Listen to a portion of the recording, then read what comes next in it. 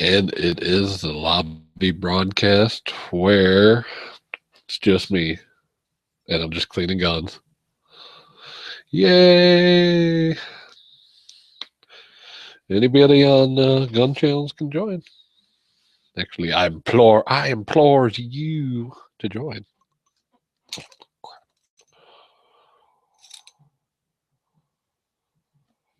So anybody that has just boar snakes out there and you think you're cleaning your barrel, no.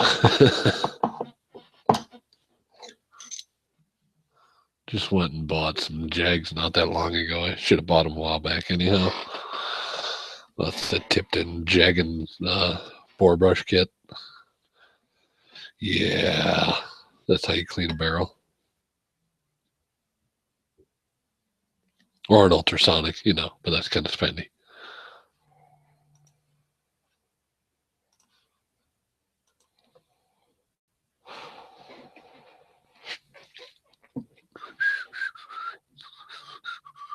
Sure, everybody's out having a good time right now. I already did that, and I just got home early. So much shoe sting was done. Well, at least a bit of shoe sting. Enough for me that I'm satiated today.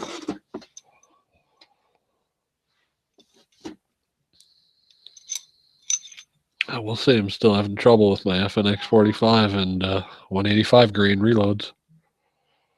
And I think I actually broke my damn extractor. It's kind of surprised me. Because this is not a cheap gun. It's not a little punk bitch extractor either. Well, apparently it is, but. And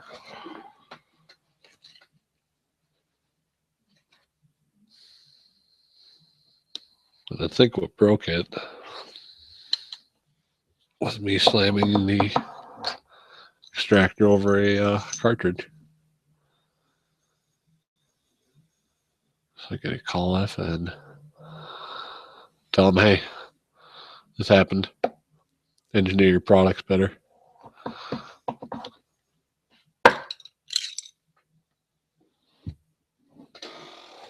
Either that or it's just me being a dumbass, which I'll probably say it was me.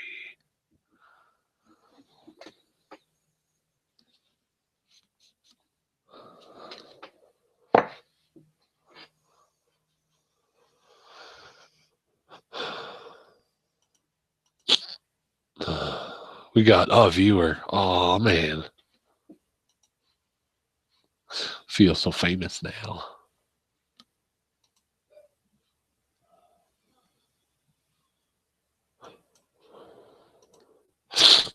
Anybody can join. Actually, I implore you to join.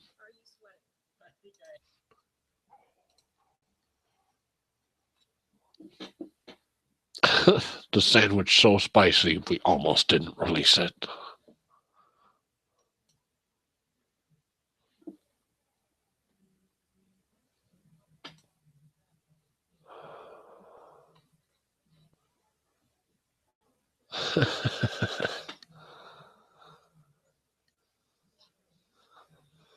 It's just me or does anyone else actually like cleaning guns?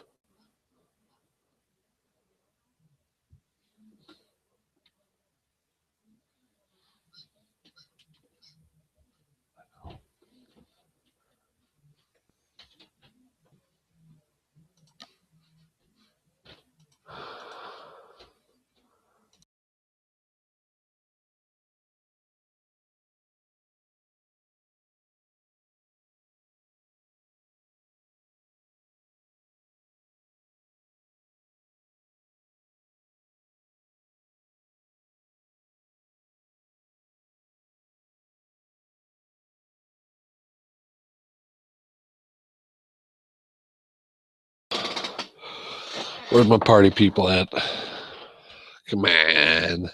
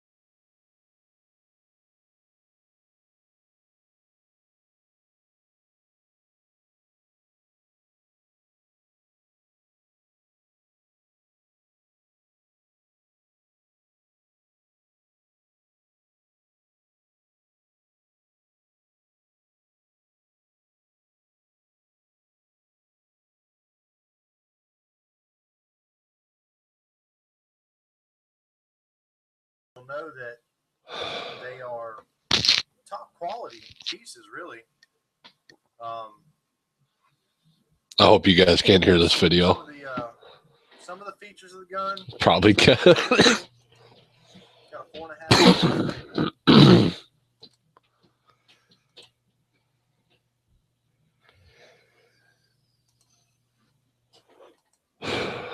Who's on here, huh? Me. God damn it. Me and Sprockhead too. That's it. Oh, that's amazing. Chris, you're on here. The hell? Tactical Fistful. Pink Panther. G-Web. Hawaii, Ohio, Mr. Wright. Sprockhead, good guy. Where are my people at? Don't even say drinking.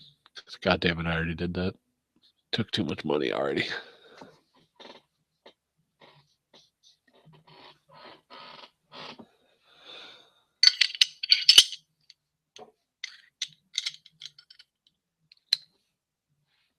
Oh, I don't want to disassemble that.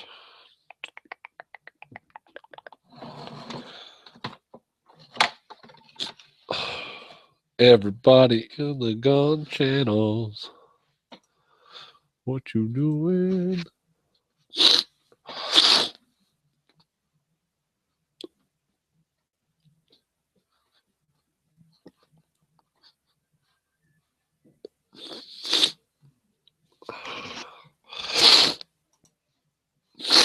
Waiting on my gun channels people, or my YouTube people, to go join gun channels, which, you know, if you haven't done that, what the hell are you doing, man?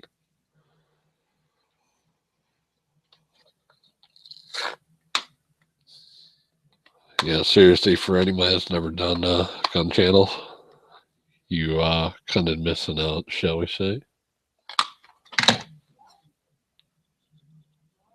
Stuck like a tiger. I'm not talking about that either.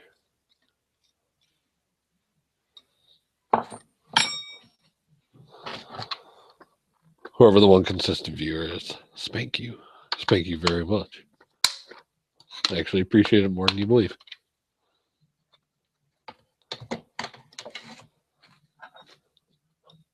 How much? This much.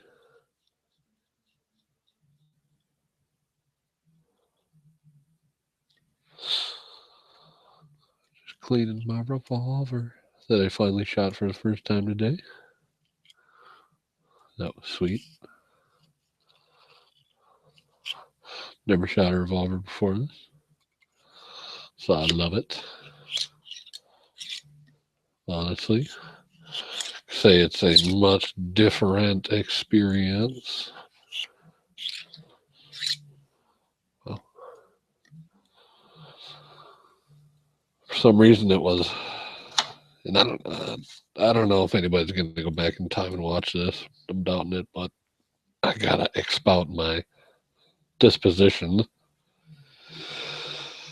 We're shooting, and the gun was sighted in dead on. I'd bench rested it, and it was hitting the little target I'd brought out there every time from the bench rest. You know, no double action, not single. So anytime we tried to shoot it single and or double action, we'd either hit high or low, or we'd hit right on it. It was never to the right or left. It was always high or low. So anybody's got some experience shooting revolvers, you know, could please educate me on what could be causing that, because it's certainly operator error. And I want to know what the hell it is, because I don't know too much about shooting, honestly. I don't know how to shoot. I just fixed the guns.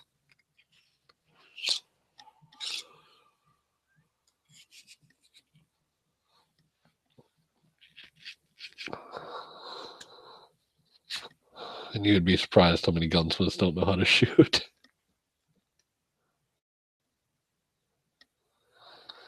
Let me put it this way, shoot to a higher standard. I know a lot of guys that I went to school with and still hang out with. I'm not a good shot, but man, they are pretty bad.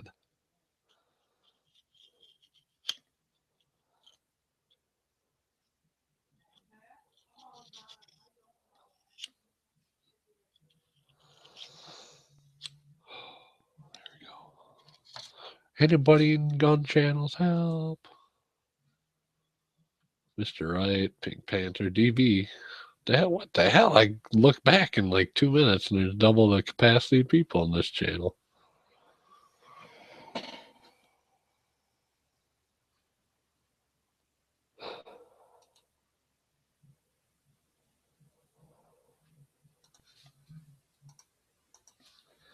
Time to post it again, that's what.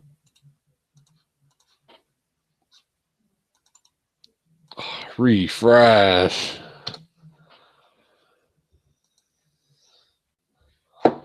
Man, I can't be refreshing. I'm too fresh.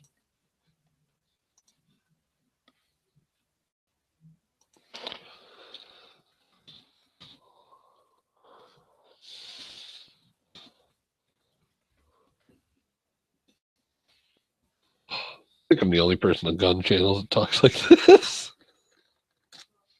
I don't mean the accent either. Talking my vocabulary.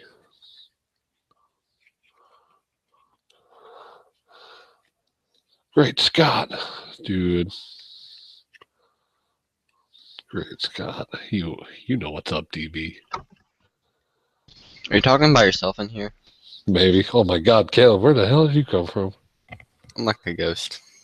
Yes, you are. Not one of those gay Call of Duty ghosts either. They call me the Hammer, but you know. Shut up. What's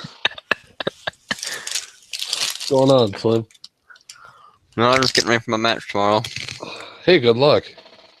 which involves eating Cheetos Yes, motherfucker. and Just eating Cheetos. and powdered donuts. Nice. Wait, are they donuts or what are they? Yeah, they're donuts. Tasty cakes. No, donuts. DONETTES. No. Oh, you are missing out. Hey, I got a question. Slaving away in the basement. Yeah, what's up? So, do you shoot revolvers that much, or have you shot? Yeah, my first pistol was a revolver, but it was a 22, and I've shot a 44 black powder and Magnum, but that's about it. Okay. Wow, let's see how much you know about this. I was shooting the Smith, this Model 66. It's 357 and 38, right? Mm-hmm. I've never shot a revolver before this. I shot 50 38s through it and 50 357s. Every time one of us shot the thing, we either hit high, low, or dead center. It was never to the right, never to the left. And when I bench pressed this thing 5 times, it was dead on every time it bench rested. Did you bench press it at double action or single action? Double. So maybe you just got to get used to that trigger. Yeah, that's what I'm saying. You bench pressing it when you're shooting it off the bench press single action. It's probably a lot easier than shooting freehand double action. Yeah, well, I mean, it was even when we were shooting freehand single action, like none of us could. It was really weird. I've never had that experience ever. Well, if it's hitting off the bench, the gun's consistent, so then it's not the gun. Oh hell yeah! So I mean, unless it's. No, I know it's operator error. What could be causing it? Like, what am I doing in my shooting grip or stance or what? I've always found revolvers. It's just your grip and your trigger pull. I've always found revolvers really easy to shoot, but I always shoot in single action for the most part. Yeah, and I pretty much taught myself. Well, of course, I taught myself how to shoot because I'm the first in my family, really. But as far as pistols, my first pistol's an FNX 45, way different from a revolver. Oh yeah. Which I broke the goddamn extractor on today, so that was interesting. On your FNX? Yep. It sure as hell looks like it. Holy crap. Well, is it still extracting? It doesn't matter. I broke the extractor. there's 20% of the bearing surface. I'm not going to rely on that. Oh. Yeah. Well then, yeah, I probably just replace it. Oh, I'm going to contact FN and be like, hey, what's up? I thought you made good shit. How long have you had it? Since the FNX got replaced. It was 6 months after the FNX was announced because it took them that long to make my pistol. I have no idea when any of that was, so like, how many years? It's been about a year and a half, maybe. Really? That's it? Yeah. That factory ammo? Really disappoints me. You're shooting factory ammo? No, It. Why? Well, you know what broke it was it snapped forward over the rim of a cartridge. Quick That's what I'm question. saying. That case probably had a bad rim on it. Anybody super familiar with this? The Glock slide lock, not the slide release lever or the slide stop lever, the actual slide lock thing. Mm-hmm. Is that the groove forward or groove backwards on that? Groove. What? Yeah, there's a groove in it. G-webs? What are you talking about? Are you What talking groove? about the taper into the cutout? Part number 21, the slide lock, the thing that you disassemble your Glock with, the little tabs you grab. Oh. It's got a groove on one side of it, and the Mandy's Glock has it installed the opposite of the way my Glock is installed. I've never taken mine out. I don't even know how to take mine out. No, I would never take it out. Groove. Well, how do you clean it without getting water or anything in the... I don't clean that part. I've never really found it necessary, but Wait, what are you talking about? The magazine? No. No, Actually, hold the it. slide, disassembly. the slide lock. the disassembly notch on the Glock, the little spring-loaded. Oh, I took mine out. It's easy as crap. Yeah, it's two parts. My point is does the little groove, the little hook shape, go forward or does it go backwards? Does it go towards the... I think the notch. Well, ask G-webs. Wait, Because if you look at the parts, it looks like it goes forward. But if you look at anything online or if you look at the wear on mine, it looks like it's go backwards. Always go by the wear marks. Always. hold on. What are we I've seen- talking about here? We're talking about the slide lock, the part itself. That's not Yeah. two parts. You took that apart? No, the spring under it's the second part. Yeah, there's like a leaf The spring. tensioner. Yeah, Can I you- took it apart. I washed the whole gun, the whole frame to get all the That grease. doesn't come apart. That's one part from Glock. What? That's an assembly that comes as a part. Okay, so are you talking about the groove that's actually on the actual piece that you Hold pull on a down? second. Hold on a second. We're talking about the slide lock, not the slide stop.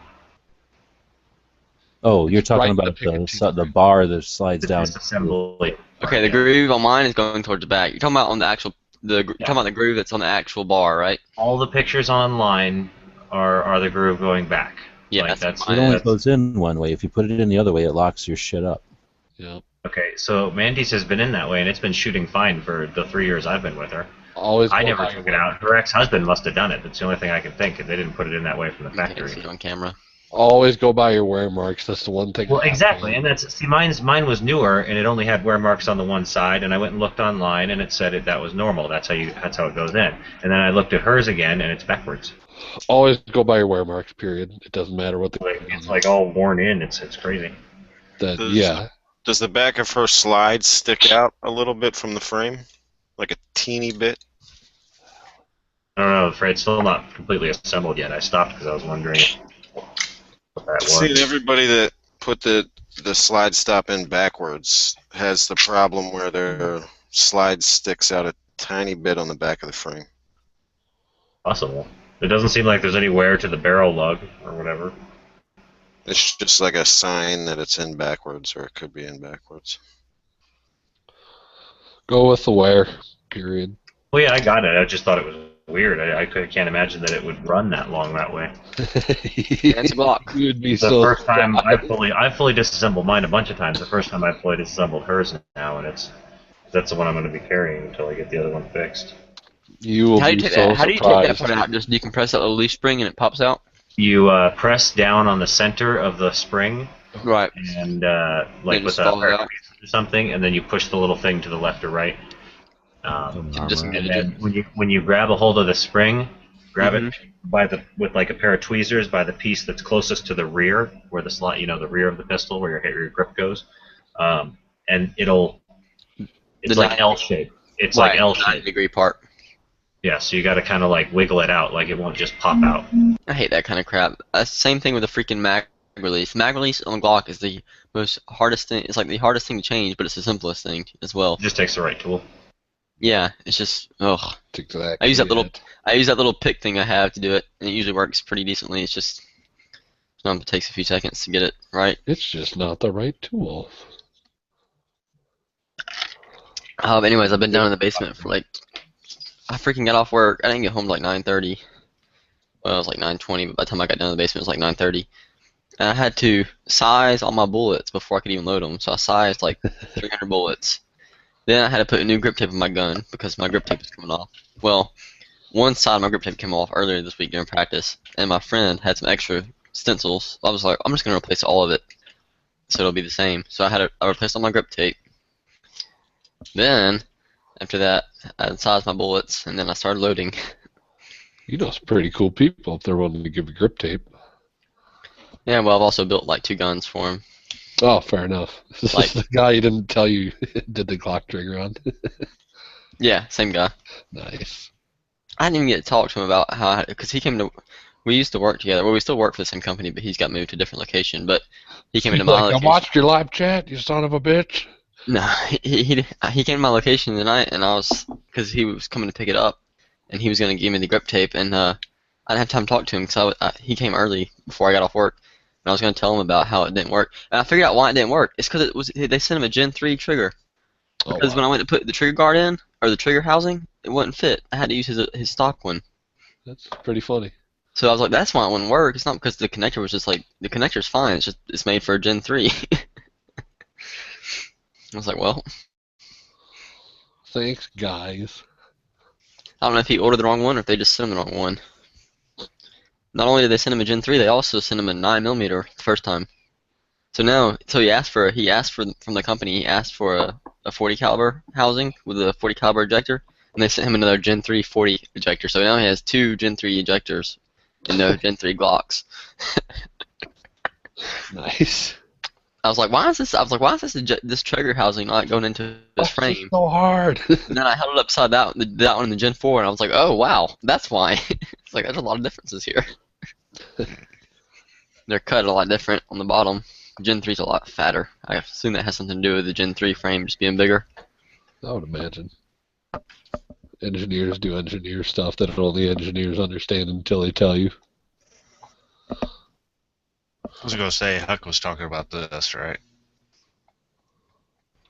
Yeah. Yes. Yep.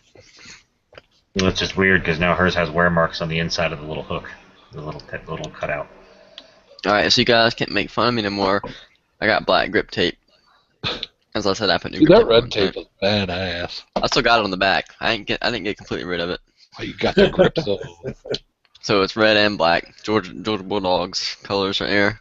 It looks pretty nice. Black Widow colors, so you're a Yeah. girl.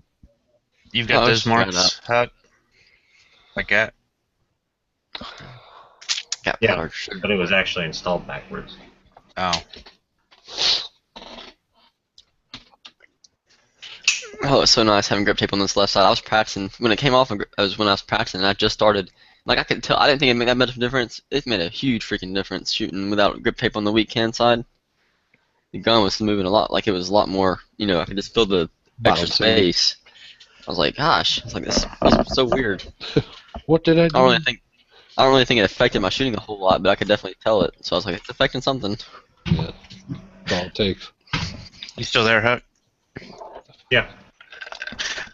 One question I was wanting to ask you. I don't know if anybody's asked you in any of the other chats. Have you taken your slide off and putting Mandy's slide on your gun to see if it functioned? Yeah, both my pieces, when paired with any of her pieces, make a weird grinding noise. The same noise it makes when I do mine by itself, like both my pieces together. Wow. What? Grinding? Wait, are they the same Glock number? Like Yeah. 26.6? Yeah, they're both 19s Gen 3, and hers is an N serial number, mine's an F serial number. That could be the thing that makes it such. I don't know. That's really weird. Yeah, it could just be that these parts weren't fitted. You know, they weren't fitted to each other. I don't know much about Gen 3s, but I do know the Gen 4. Mine does a lot of grinding. Like, it makes a really, I don't know, a lot of ambient noise in here, but there's a really heavy grinding in the back. With the Gen 4 frame, you can put any slide on it you want to as long as it's the right size for that frame, even if it's Gen 3. You can definitely interchange it. I mean, you can interchange a lot of even some of the calibers. The pieces will fit, but whether or not it'll work properly and it'll be safe and everything. So, like, I had a buddy when I first got it. He hadn't played with the 19, so he brought his 26 over and like interchanged all the parts to see what would change out, what would fit on what. And, like, most of it fits together. It's just not the same. Oh yeah, that's You know, a good point. it I tried is to put, not. what was it?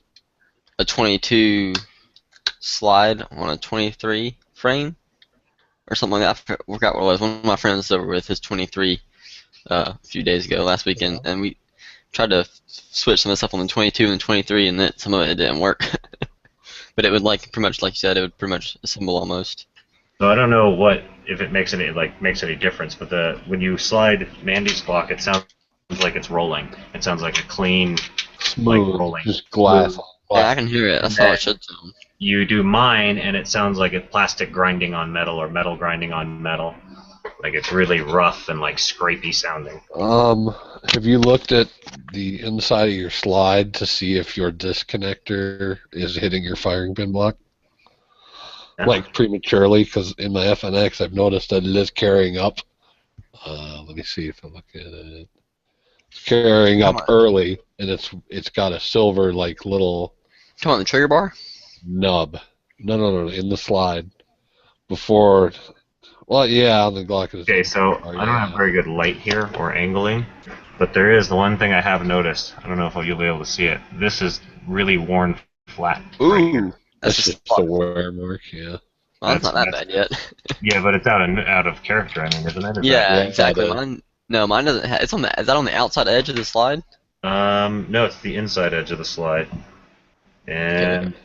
I don't see any specific spot it's hitting. But Have you Look looked at mine. at Mine doesn't have anything like that. It's all, and it's been shot a Oh, pretty wait. good bit. Have you looked at your frame, see corresponding wear marks on it? yeah, I haven't found anything other than that. And then I don't know if you'll be able to see those. There's some really weird little dotted marks here at the bottom. Not as clean wear marks. They're kind of looks like there's gravel in there or something. Was that on the end of the barrel I can't underneath the that. slide? Yeah. I can't hold it very still at this. How far away I am. Quit shaking! Did you say that it's your uppers the same on both lowers, or it's both uppers are My upper and lower are bad with either of hers. Wow. It makes the grinding noise with either one of her parts. So it's not the spring on yours, the main spring.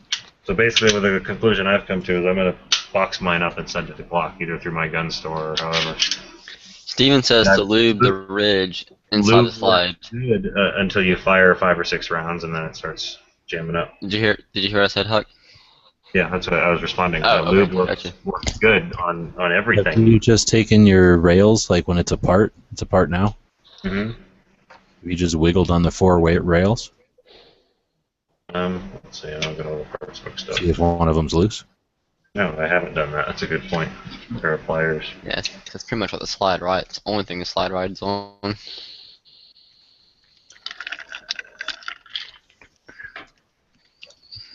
Yeah, They're all tight. Or if it's warped in there. That's the only thing I can think is maybe the slide's warped or something. what model is it? You oftentimes store it on the dashboard when it's really hot out. Yeah, right next to my CDs. Yeah, 90s CD case with clear plastic.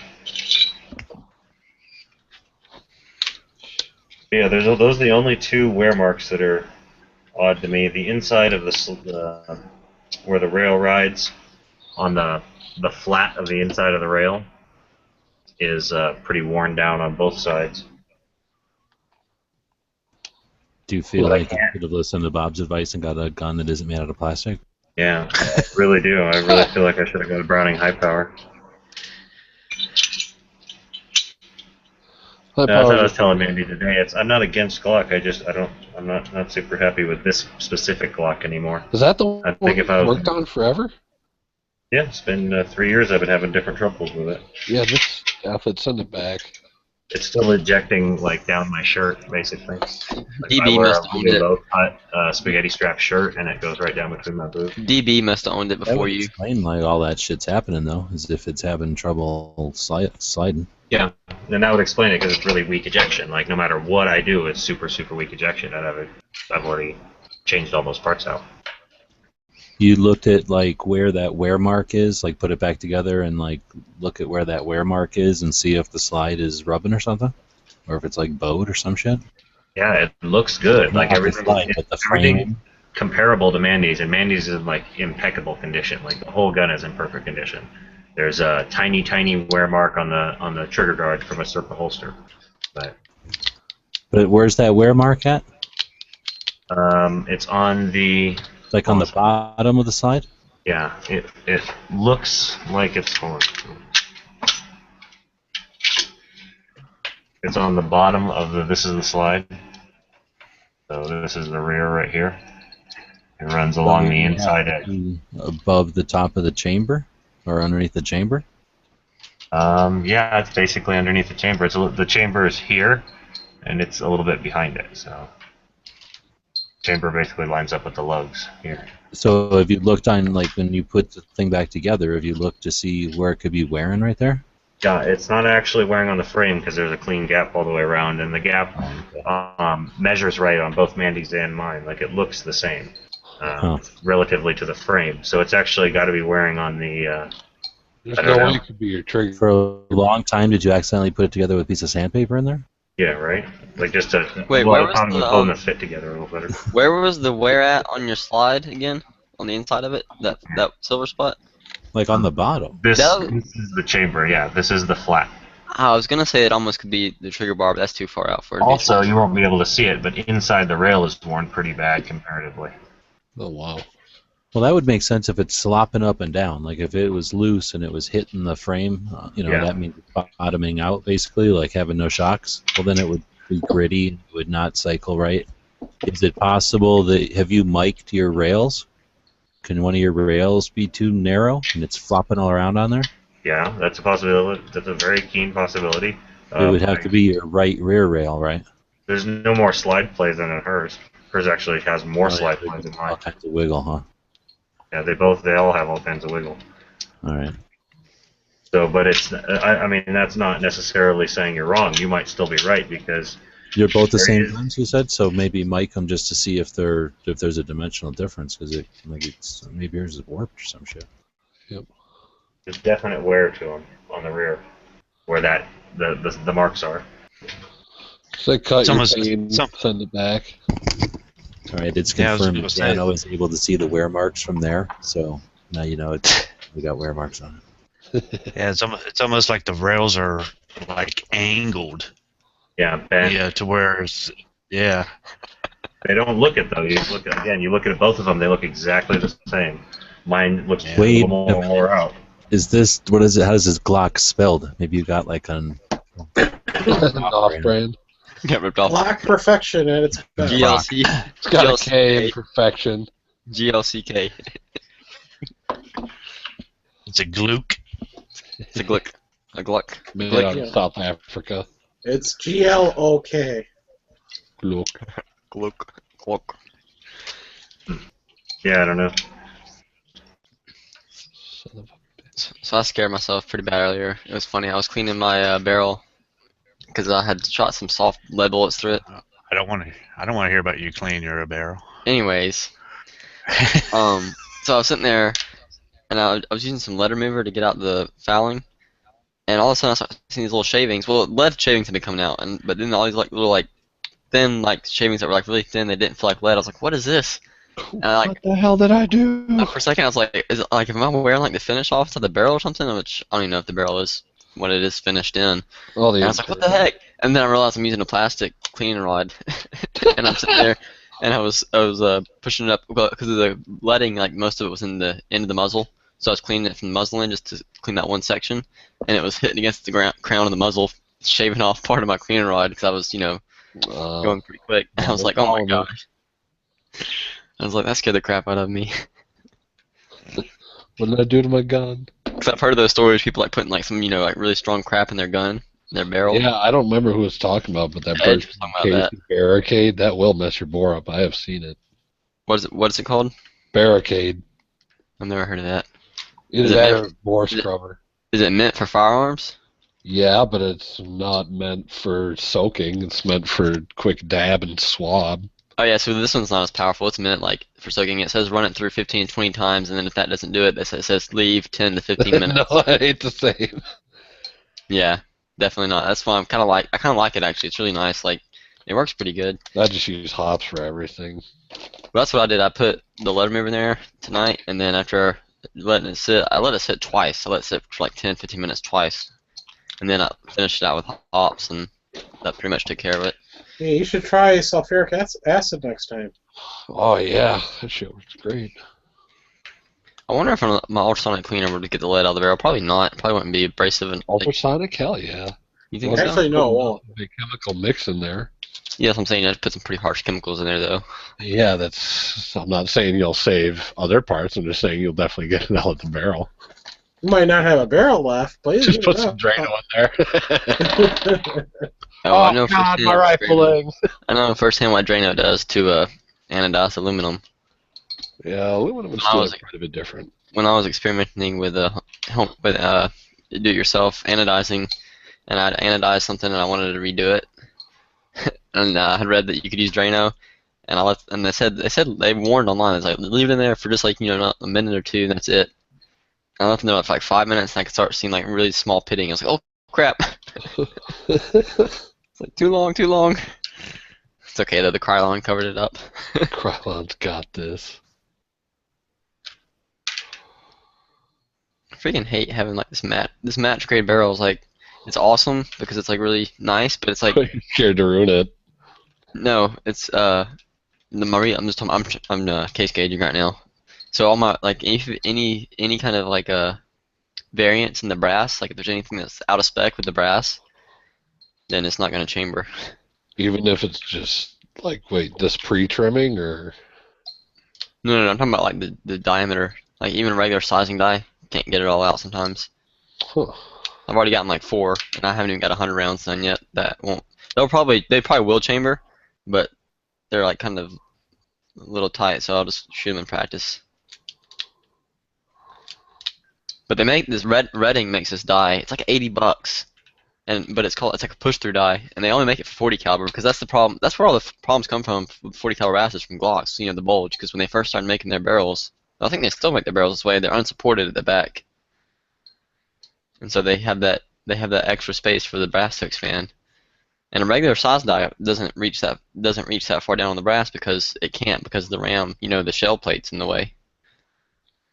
But Redding makes this die, and it has like a little plunger thing you put in your press, and it pushes the brass all the way through the sizing die and comes out the top. So it sizes literally the entire case.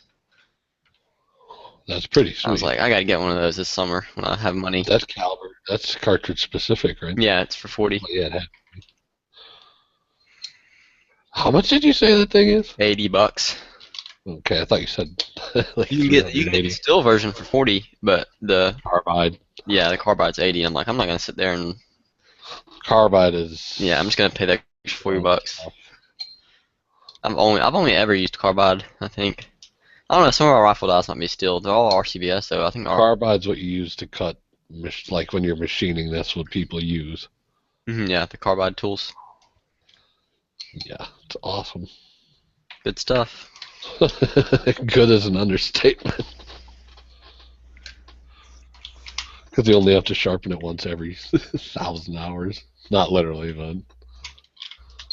Well, it depends on how much you use it Uh, and what you're using it for.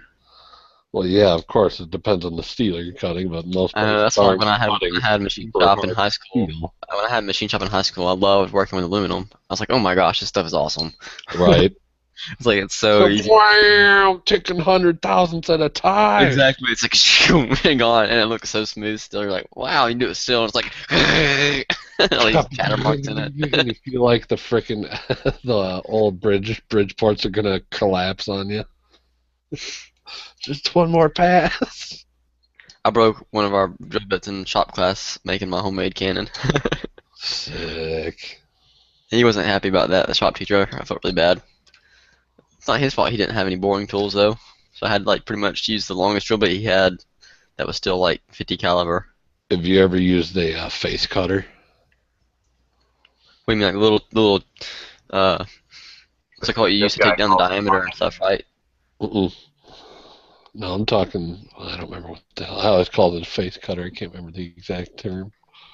It's on a lathe? No, it's on a mill. It's a really wide end mill with like. Here, let me look it up. Oh, I think I know what you're talking about. I don't think I've ever used one. It's like where the end of the bit itself is flat, but it has like serrations in or whatever that are meant to cut. No, I'll show you. Okay, I'm not what you're talking about. Yeah, it I is a think, face cutter. It's like... technically, I wasn't even supposed to be using the lathe when I was in that class because the class was welding, but I was a senior that year, so I'd never gotten to take any of I the know other what I'm classes. doing. Back off, teacher. So I couldn't take I never had a chance to take machining, and I loved working on the lathe, and I just pretty much would like pester him with questions, and he taught me a lot of stuff. But I was like, it was only like me and two other people in the class who really showed interest, like in really doing stuff like that. Like literally after Awesome, dude. he would like once a week he would take everybody in there and teach them how to do something simple like this is how you stick weld. He let everybody stick weld and crap like that. That's awesome. And then we'd have like class projects and stuff that other people would work on. He would make them work on it, but like I always did my own thing. Like some days I'd be the only one in the shop. Everybody else would just be sitting in the classroom because he'd give us like book work. So the class was like 50 minutes, and the book work literally took 10 minutes. It was like just look up a word and fill in the blank. So as long as you did your classwork, you got your daily grade. So a lot of the kids just did they're doing the class just to sit in there. So they'll just do their little classwork and just sit there and talk for their 40 minutes, whatever. I would do my classwork as fast as I could, and then I was like, I'm going to the shop. See, I'm going to the mill. It's like, call me if you need me. It's like, oh, I'll call you if I need something. Square shoulder face cutter. That's what it is. And that, god damn, these things are expensive. Yeah, tooling. That's what I realized too when I kind of looked into lathes. Like the tooling is like more expensive in the long run than the freaking machine is almost. Oh yeah. Yes, it Especially if you're buying good tooling. Yeah. But you want to. And it's not even just tooling; it's attachments and modifications and belts and all kinds of other stuff. Hey Huck, are you getting any like shavings on your rails like this? Not nearly that bad. Nothing's that bad. None of my work. That looks like it's been filed. With the lines going that direction, that looks like somebody filed. Dadgummit! Holy Freaking crap. around with the dud primer. I call bullshit on that. I don't know who posted that, but that looks like it's been filed in one direction. That is Yeah. file marks. The way it, yeah, those have to be. Yeah, I file shit for a living, so I see that every day. I was gonna say I was looking up,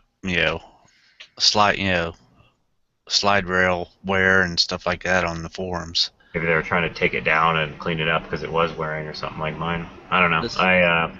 Mine shot relatively well. It jammed twice out of a couple hundred rounds, so or 3 times out of a couple hundred rounds, I think. I just found a bullet, or those that has an old primer in it still. Like, dadgummit. It's like, how did I miss that one? Probably where I stopped to do something for a second, and then I rotated the press. I'm pretty sure that gun he was showing. Sorry, I'm pretty sure that gun he was showing was an airsoft. Oh, this one? Looks like cheap plastic, cheap metal. Dadgummit. Yeah, you see that advice from DB? He's probably drunk, but he has a good point. What is it? That you should contact Glock and have them send you a thing so you don't have to pay the money to have it shipped down. That's There you awesome. go. Yeah, I'm definitely going to. I'm going to call them. I got their number on the little mat here. So. Oh, you There got you the go. rock Got me thing, back yeah. done. I guess he and Dana were starting the I'm not going to join club. Cork, I did not double charge the case. I've never done that. And I always visually verify the powder charge. And like the powder charge I'm using now, it would like if a double charge, it'd be like on the top of the case. It'd be like to the top of the case. It'd be pretty freaking obvious. Actually, I got a question for you, Caleb. So, shooting my reloads, this is after I bumped them up to 7.2 grains of auto comp. These are 185 grains. And 45? ACP. Yeah, 45. Okay. And it still was not wanting to eject my cases. Have you ever heard of that? Because that's the top end of auto comp. Like it wasn't when it was extracting them, but they weren't ejecting. What do you mean eject? Well, It pulls them out of the chamber, but the ejector doesn't throw them out of the gun. hold on, I gotta think now. Because Maybe I extracting did and word that ejecting are incorrectly. different Hold on. things.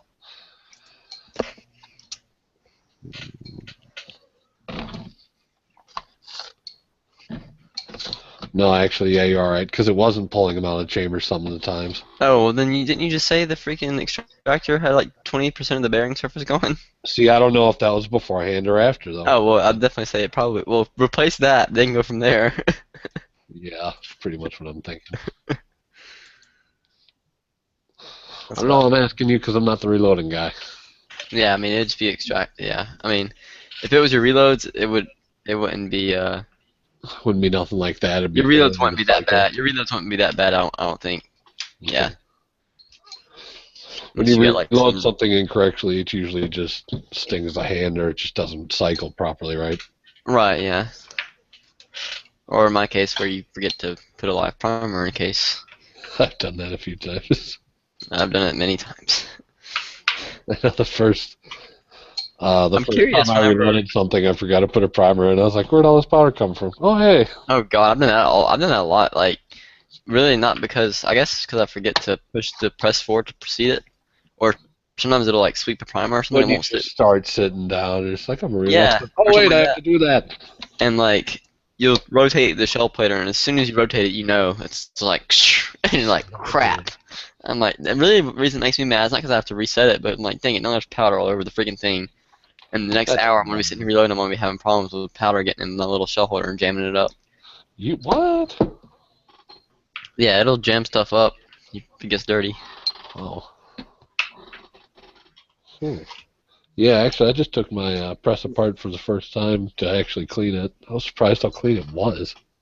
Well, wait, when you said take apart, I mean, you took the RAM out of the housing. I disassembled it back to the way it came, basically.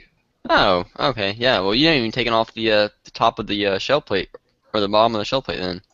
Yeah, I took mine. You take off the shell plate that holds your cases, and there's 2 screws there, and that whole plate comes off. I took the RAM, not the RAM. The son of a bitch. Why can't I think of it right now? That bolt out that holds the shell plate in place. I took that out, and I took the bearing, the ball bearing out that allows the shell plate to rotate. Yeah, but you know the part that ball bearing sits in? Yep. That whole plate there, that comes off the ram. And then underneath that is just the ram. Oh, okay. No, I've never done that. Yeah, Wow. I had to do that because you know the hole that bolt goes in that holds your shell plate in? Yep. The bearing will fit in there. Ask me how I know. Please explain your tales of life. Yeah, it was great because I was sitting there loading ammo the night before a match, and so I was like trying to hurry. I wasn't. Well, I shouldn't say I was trying to hurry, but I was like wanting to get done. Going slow. Yeah, but I was like, I want to get this ammo loaded and go upstairs and go sleep. Just want to sleep. And I was sitting there and I was like, crap! I got something happened like what you're talking about with powder getting in there. Something I forgot what it was. I was like, dang it! I was like, I gotta take this thing apart. Isn't that how it always works? So you're just like, I want to be done. Oh I my forgot God, why. I'm so Anyway, though, close. I forgot why I had the shell plate off, but I did. I was like, I gotta pop this little bearing out. So I was like, I'll just pop it out with my finger. Boom! Popped out. Click, click. Boom! Right in that hole. I'm like, I'm just sitting there looking at it for a second. I'm like, and then I look down in there and I can't even see it. And I'm like, crap. I'm like, maybe it just fell all the way to the bottom of the ram, like all the way to the bottom. I was like, well, that's fine. I'll get it out later when I take the press apart. Wait, did you take it off the bench and then just flip it upside down? Yeah, right. No. So I had a spare parts kit. I was like, well, I got another one. I was like, I'll just put it in and keep going and then get it out later. Well, because the screw hole because the threads in there are smaller than the bearing, so the bearing stopped right at the beginning of the threads. Oh, that's pretty sweet. So well, it's kind of good, yeah, because it's like right there at the top. But then when I went to put the shell plate on, it wouldn't go on with the bolt because the bolt wouldn't, reach the threads because the bearing was in the way. It's like great. I can't even I'm gonna have to get it out to keep reloading. So I had to take the shell plate off and everything off. Extensions. Those things are sweet. And so the way I got it out was just the ram that was sitting there on the press. Everything was off the top of the rams, so I could see the bearing. It was only like 2 inches down in there. And the hole that holds in, the little tiny set screw in the side of the ram? You think so? I've seen That the holds. diagram. You have to loosen it to take the shell plate off. Yup. Because it tightens the main bolt in place. This thing sucks. Yeah, so I took it out and I used like a little pick, my everything tool, and I used that and I bumped the bearing out. Dude, that's not a joke though. It is the everything tool. It is. It's like, oh, this will work. I need to use a tool and not care if it breaks. Oh, this thing again. So that's what I did, and I got it out and put it back in and kept going. It's like, oh well, at least I got the experience taking my press apart. And those two screws that hold the actual top part of the ram onto the, I don't know what, I need to look at my manual and see what the actual name is. If the part that the shell plate attaches to, that part that attaches to the ram, it has two screws in it. Those things are tight. Yeah. They're not Allen screws. They're bolt. They're Allen bolts. They're Allen bolts. They're not screws. But yeah. Like, I thought I was going to break something taking them loose. Yeah, properly fit screws are not usually meant to come out. Or it won't seem like it, I should say. Oh, yeah, it's just they're not meant to be taken out often. Mm-hmm. But yeah, other than that, I haven't taken the press apart that much. You know, you can take out the whole ram and everything, the bushing at the bottom, all that good stuff, but yeah. I think I may have to do that now. I have no reason to. You can. That's why the press has grease fittings. That's true. I haven't even used my grease fittings yet. The only thing I've done is I put some white lithium grease on the actual ram itself, and that was it. And it's been doing fine, so I'll probably grease it here soon, just because. I mean, I guess you could just use regular. I don't know if the dealer manual specifies like what's better to use. I assume just regular grease will work. Aero grease. What's that? Aero grease. AERO grease. Yeah. You could use marine grease. Be some thick stuff though. Or no, Aerotech. That's what it is.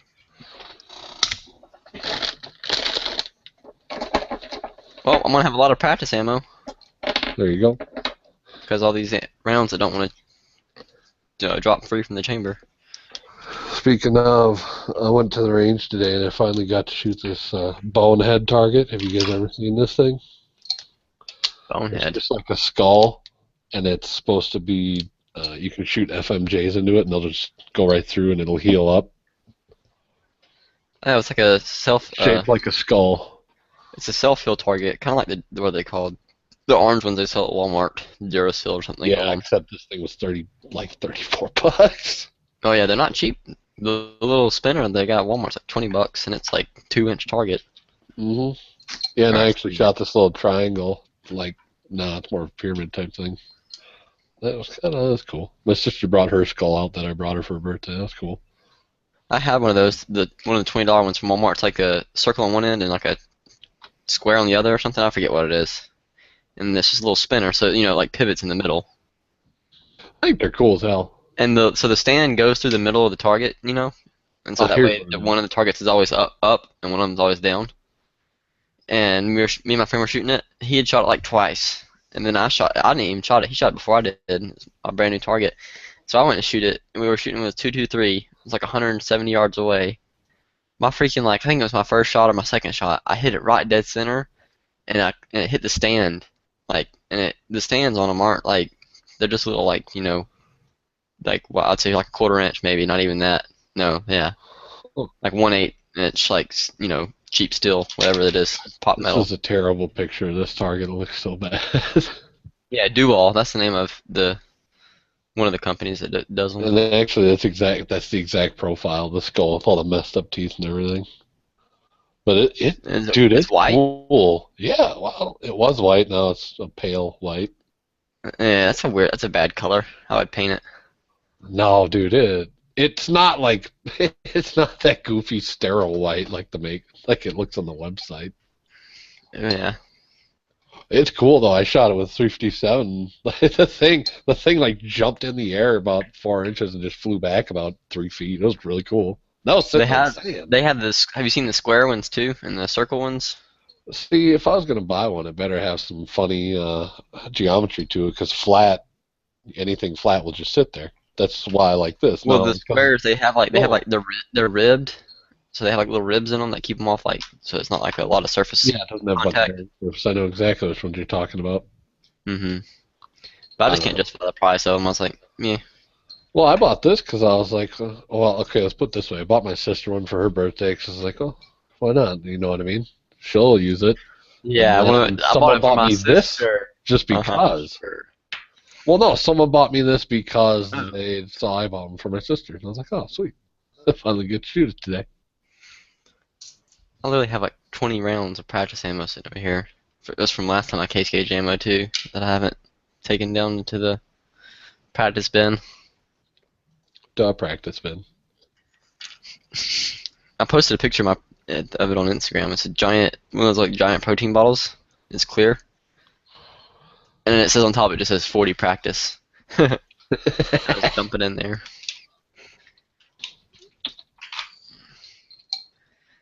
But all this ammo wouldn't be practice ammo if I had that size die, that push through brass size die. That's the only reason these don't chamber is because the brass, because the bulge in them.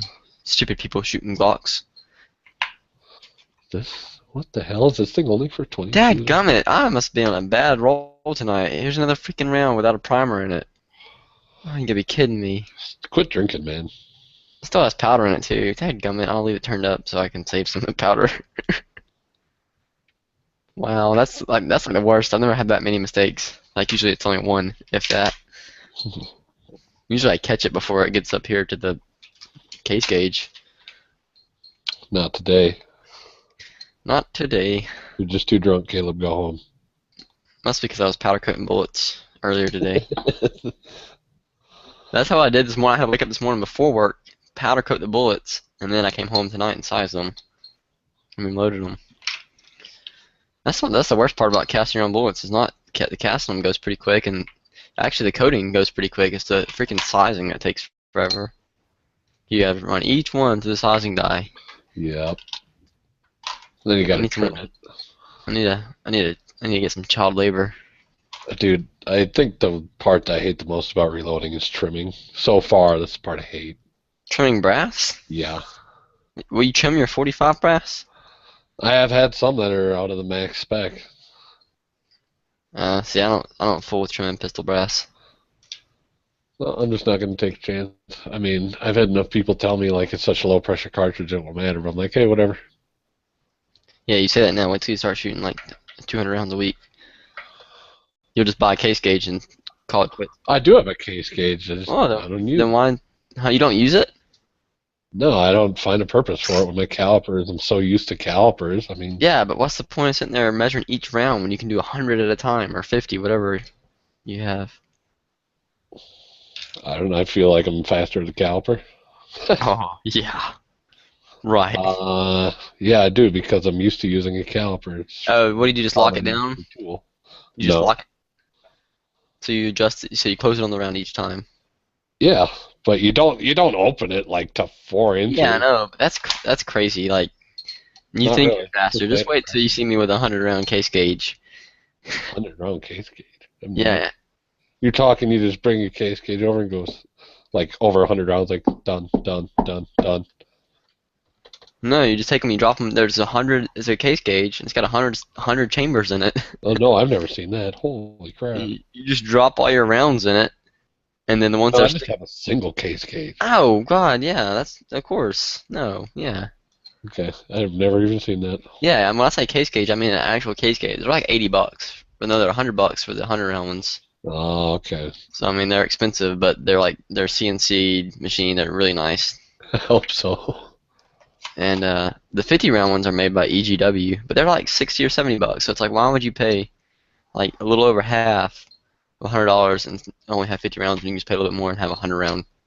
And the best part about the 100-round case gauges is that they'll fit the Dillon ammo boxes. Oh, that's cool. So you case gauge all your ammo and pull out the ones that are bad and just put a Dillon ammo box on top of it and flip it. That is You're done. cool. Hell yeah. So I got played in my buddy's Savage little 22 bolt action left-handed gun. Mm-hmm. That thing is sweet, and we put what is it? what's the frickin' Vortex 22 Battle Zone? I don't know. It's like 2-9 or something. It's a sweet scope. Did you get the Savage Mark III or whatever it's called? I didn't know what it was. Just a left-handed bolt gun. It was does it have the Accu trigger in it? Yes, I was hitting the skull every shot. I love those things. Yeah, the Accu triggers are amazing. That's what mine I have. Everybody's copying it for a reason. I have a Savage bolt action 22.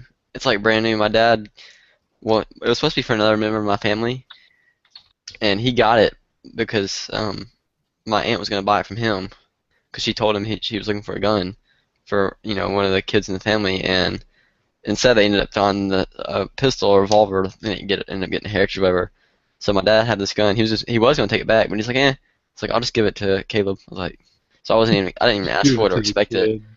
So I got it for Christmas. Like I got it for Christmas like 2 years ago. So I mean, I was like, oh, that's cool. It's like it was all stainless, so it's really nice. I like it. I haven't done anything with it though. I've only shot like 75 rounds through it. They're cool. But I really do like. I don't know, man. I'm starting to like the single shot or bolt action stuff more and more. I don't know. yeah. See, I just wasn't that excited when I got it. Like, I mean, I was really happy about getting it, but like, I already have my 17 HMR. That thing kicks ass. I've never shot one of them. Oh my gosh, they're amazing. That's what everyone says. I wasn't even excited when I got that gun because I didn't ask for it either. My dad got it. It was like right when it came out. The caliber's only been out for like what, 10 years now? Well, I guess early 2000s. Yeah, but there's been a lot of mishaps with it, from what I understand. I forgot when it came out exactly, but I was young. I was only like 11. I got it before I got my first handgun. Like I was like only 11 or 12 when I got it for Christmas, and I really didn't understand how awesome it was going to be when I got it. And because I didn't know what 17 HMR was, and then he brought it out. He's like, yeah, it's 17 HMR. I'm like, what is that? He's like, it's like 22 but faster, but 17 caliber bullet, and it's like mixed between 22 and 22 Magnum pretty much. I was like, oh, cool. And I was like, okay. And then I started like hunting with it and stuff. I'm like, holy crap! I'm like, this little bullet will kill a hog. What? I'm like, yes, this thing's awesome. Would kill a hawk? A hog. That's crazy. Yeah, I shot when we had our property down in South Georgia, I shot like I would say, like not even BSing, like 7 out of 10 hogs. I was like every 7 out of 10 hogs was shot with that gun that I shot. If you're a damn good shot, yes you could. In fact, I only remember. I know I shot my first hog I ever shot was with a 35 Remington. That was before I even had the 17 HMR. I was only like 10 when I did that. Shot it with a 35 Remington, and then I shot 2 with my 260, maybe 3. I can't remember. So I got a question. Has anybody else ever seen the AK-12 yet? Was that the new Kalashnikov shotgun? Kalashnikov? Yeah, whatever. Yeah, it's the new AK. Yeah, I saw that. I saw a shot show video. Also with the 9mm AK. I have no interest in those at all. Freaking PBRS. Well, Chris, he was like, he was freaking out about it. He said, "This thing's awesome," and he posted it on the homepage like probably a month ago. I was like, "Yeah, that shotgun looks awesome too." He didn't specify in the post like, "This is so awesome," and the video had that and the shotgun. I was like, "Yeah, that shotgun's gonna be sweet for 3-gunners. People are definitely gonna be looking into that." As long as it works. And he's like, "No one cares about the stupid shotgun." I was like, popped back with like a frowny face. I was like, "I do." I'm the one person they're making them for, man. Dang it. I don't know. I absolutely want an AK-12 and a GSH-18. I can't say it enough. I mean, I guess they're pretty much just like Segas. Pretty much all they are. AK-12s? Yeah, pretty similar. No, they're still an AK. Yeah, but I mean, they're different. They're a different rifle. Yeah. I understand. I'm not Mr. Saiga, but I know G-Webs has a lot more experience with them than me, so. I think I got a cramp on my press set too tight because I can like see the end of the bullet through the brass. Like I can feel it. Holy crap. That's weird. You are just making tons and tons of mistakes. I think you should stop. I'm telling you, he's drunk. No, it's really weird because maybe it's always done that. I just noticed it tonight. I don't know what would be causing that though. I mean, the sizing die is to spec, so I mean, it sizes it way down. Maybe it's just because the sizing die just pulls the bottom of the case down so much, and then the top of the case is still built out from the bullet. Huh. You're the reloading expert in here. I don't know. My bullets were sized. It chambers. I'm gonna shoot it. You did 9mm bullets and you didn't even know it. Huh? What if you just did a bunch of 9mm bullets and didn't even know it? Oh, yeah, right. Oh God, they're too small. Looks like I'm shooting minor caliber tomorrow.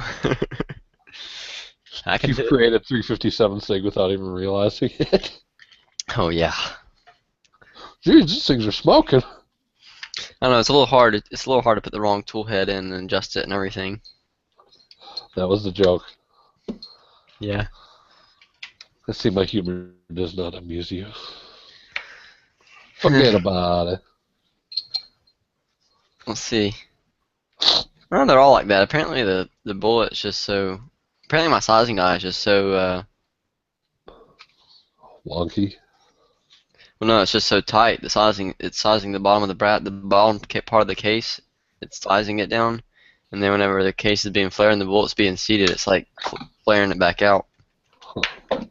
So you can see the way the bullet stops, and you can like feel it with your finger if you're running your finger over it. You know, you can feel just a very ever so slight rise in the case where the bottom of the bullet is inside the case.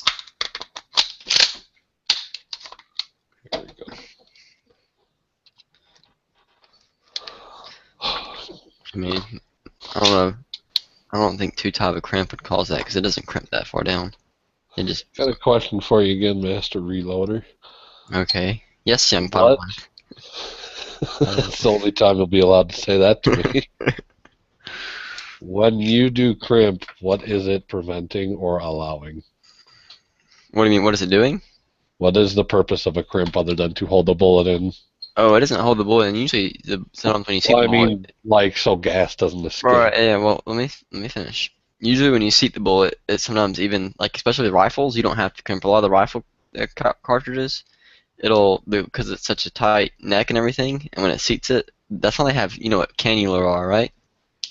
Cannulars, yeah. Yeah. So that's why a lot of bullets have that because the case is supposed to index on that cannula, and when you seat the bullet, the case will automatically go into that cannula, and that holds the bullet in place. So like rifle cases, a lot of them you don't have to crimp. You can though. They make crimp dies for all calibers. But for pistols, if you look at a crimped versus an uncrimped case, I'll show you on my camera.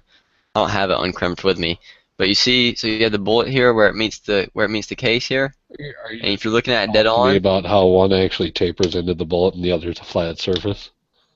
right? Like if you look at an uncrimped one, you'll see a little bit of a darker spot all the way around the brass, just because there's space there, or not space, but the brass is it's just a farther shoulder. away from the Yep. bullet, right?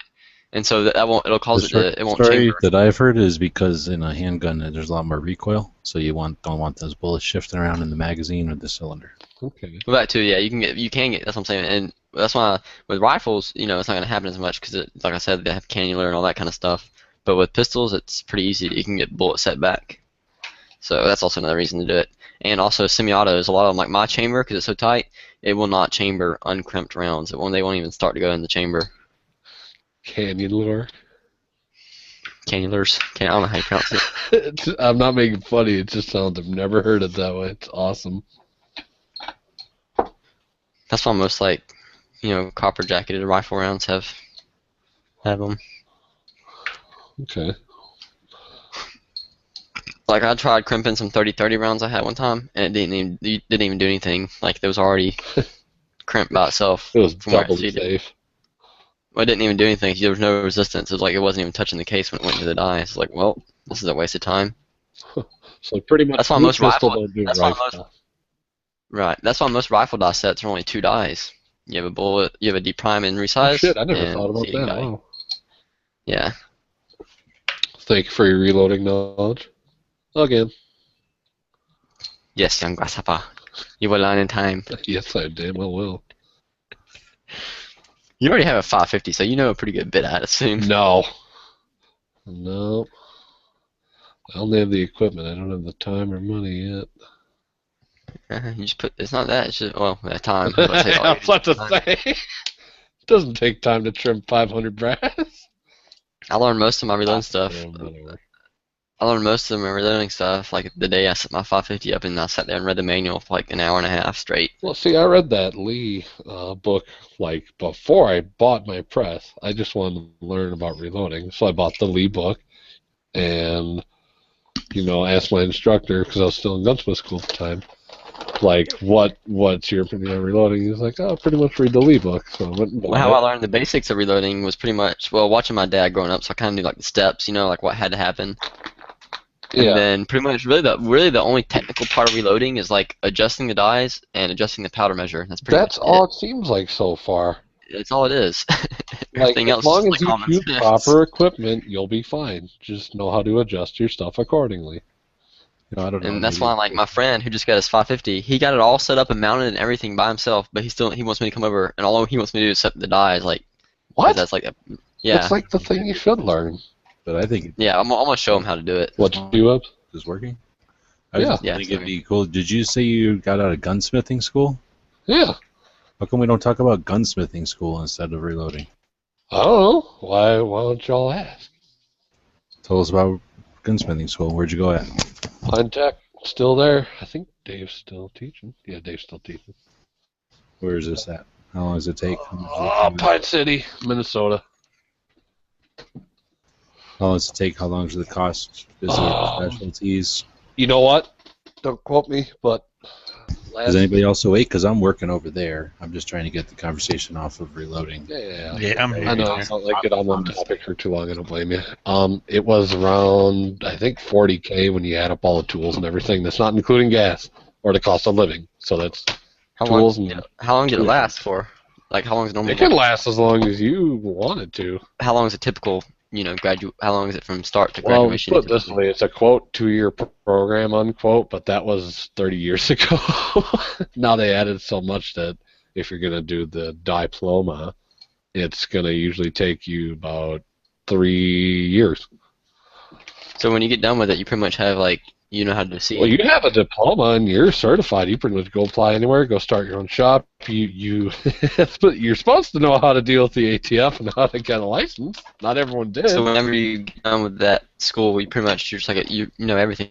CNC. You're like a machinist. Too. No, hell no. Oh. No. Never confuse a machinist for a gunsmith. I know you're not, but I'm just stating for anybody listening. Don't do that. So they don't teach you all the machinist type. You have to take machine fundamentals 1 and 2, and barreling and chambering, and shotgun smithing, and rifling and chambering, and son of a bitch.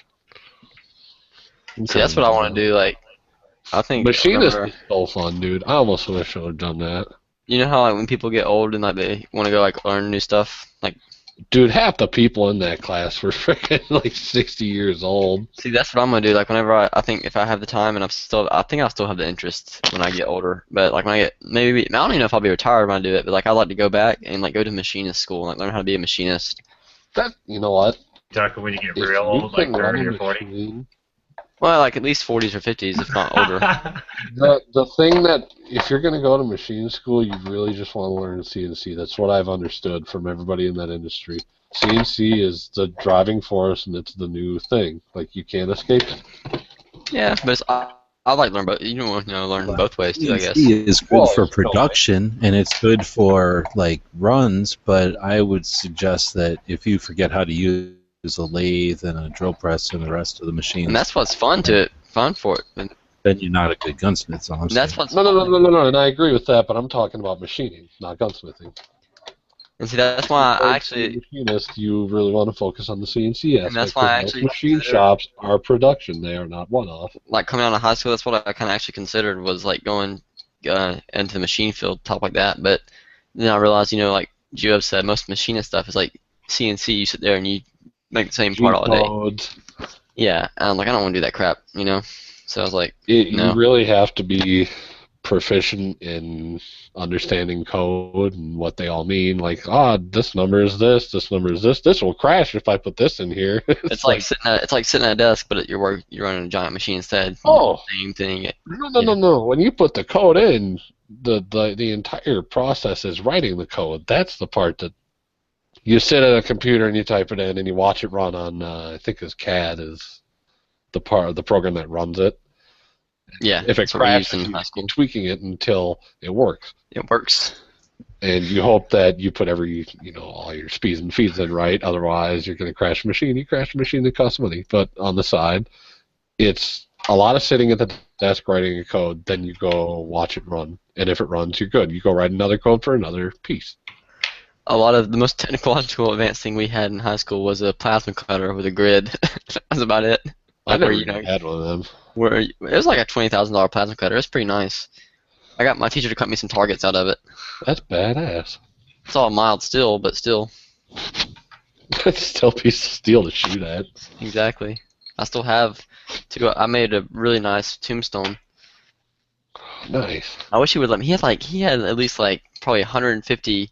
They weren't tombstones. They were tombstones on each end, but they were connected. You know what I'm talking about? So it's like a giant like oval shape almost. So yeah, I think I know exactly what you're talking about. they came from like Kubota. They were used for like bucket cutouts or something. Yeah. And so I took one of them and cut it right down the center. So I had 2 tombstones. I gave one to my friend, and he traded me some 45 brass for it. But So that worked out good for me. Topic of gunsmith school. Anybody that's interested in going, you better have a work ethic. And I'm not saying I'm like Mr. Work Ethic, but if you're not there, you are not going to do yourself a service. You're just going to waste money. You're going to be like, oh, hey, I didn't attend, stock making this week. Oh, well, I lost the knowledge there. And you can try to get one-on-one with the instructor, but mine, I don't know, they were kind of old school. Like, you weren't there. You shouldn't know it. Just go learn it. It's a very old white dude field, and I'm being honest. Like, it's old white guys teach it. That's all I've ever seen, which isn't bad, but it also, I don't know. I'm not gonna call it racist, but it's just like the old white guy mentality. So what about the demographics? What about the demographics of the students? You said there was a lot of older guys in there. Where a lot of them dude, it runs the gamut. We had dudes from the South. We had dudes from. I had a guy from frickin' Iceland in there. He was awesome. What about people like who were like color? different ethnic backgrounds, like Asian? Yeah, I had a freaking Asian guy that sat right next to me. I bet you cheated off black dudes, Mexicans. We had Puerto Rican at once. Nice. That's cool. That's good. Really is like one of the last great American. I don't want to call it an art, but it is. To be a really good gunsmith is to be an artist to some degree. Yep. And don't confuse gunsmith with armor, because you're being an idiot then. I'm not saying to you, but... Oh yeah, I've never even... Because an armor is a 5-minute course. Yeah, I've never really thought of armor as anything special. Like, it's just You would be so surprised, dude. It's just like a badge. It's just like something to put on the resume, pretty much. What I think of it as. What's that? What the fuck, man? It's a certification, so it's not. Yeah, but a product. There's nothing to be discouraged there. I mean, no, I'm not discouraging them. I'm saying it's always drawn a parallel between gunsmiths when it absolutely is not. No one's drawing a parallel, but everybody I've ever met calls it. What? Everybody I've ever met, they think an armor is a gunsmith, so I've been forced. Well, then that's unfortunate, and that's an opportunity to educate them. But it's obviously there's 2 different words for a meaning for a reason because they have different meanings. But that's exactly what I'm saying. saying. Armorer as an insignificant achievement is silly. It's a certification, and again, knowledge intimately with a machine, and typically you get credentials and you're updated. So. To blow them off is silly because it's not everyone needs to. Well, I'm not talking to you. I'm talking to Ballistic, who was just saying like he's not even an armorer for one, and he was suggesting that they're insignificant. And I'm again saying that not everyone needs to be the ultimate depth of knowledge in something, especially something like a Glock or an M&P or an AR-15, which are modular, designed to have disposable or wearable parts that are replaced. And just like mechanics, like Ford and Chevy have mechanics, Glock and Smith & Wesson have mechanics. So I'm not going to stand by and let them be all blown off just because they're not. I mean, I'm not saying gunsmiths aren't a different level, but they are. They're a more of a. You go to school. You don't go to a course. You use machines. You cut and you fix, and armorers replace. Fabricator. Armorers are more like paramedics, and gunsmiths would be more like doctors, I guess. Yeah, no, that's a really good analogy, too. I like that. It just seems though that now that with the internet getting so far along, it's like there are you get, like you said, you get a lot of benefits from being an armor. You get like access to parts. Okay, well that's Kept off I think that's exactly what that's why I'm so adamant about it. Is that so many people think, oh, I know how to take apart a Glock, so I'm done. Because if it was assembly and disassembly, Glock would say, read the instruction booklet. Now you're an armor, but they don't. They take 8 hours to tell you about those 34 parts, because what they're really doing is giving you the experience that they've had since the moment they built the damn gun till really now teaches of you all how to their troubleshoot customer it. service. It's Right, more like and teaching you how to they troubleshoot teach it, you pretty much. how to take something apart. I mean, I can't get into it because it takes 8 hours, but they know how to familiarize you with their product, and that's where you can't just glean that by, just reading a book or watching a bunch of people who are regurgitating what they saw. Right. Yeah, it's very hands-on. Anything gun-related, it's hands-on. And I mean, eventually, you probably could. They're gonna give you tips and tricks that no one else knows probably, anyways. But you could also learn a lot of it by. You learn everything on hands-on, unless it's some. That's what I'm saying. You could, if you want to. That's like how that's how I know everything about Glocks, because I freaking took it apart like 40 times. It's not how many times you stripped it completely. So by the time you're done doing that, replacing parts, trying new things, it just teaches you. And it's, not even realizing it's teaching you how to troubleshoot it and things like that. Yep. You still don't get all the perks. You still don't get all the perks of having an armor's course, the certification, access to parts, information, stuff like that. That is probably the biggest thing, other than the knowledge that you. Oh yeah, that's why that'd be awesome to be a Glock armor, because then you need like some small weird part that nobody sells. You're like, hey, can you see this part? Yourself into the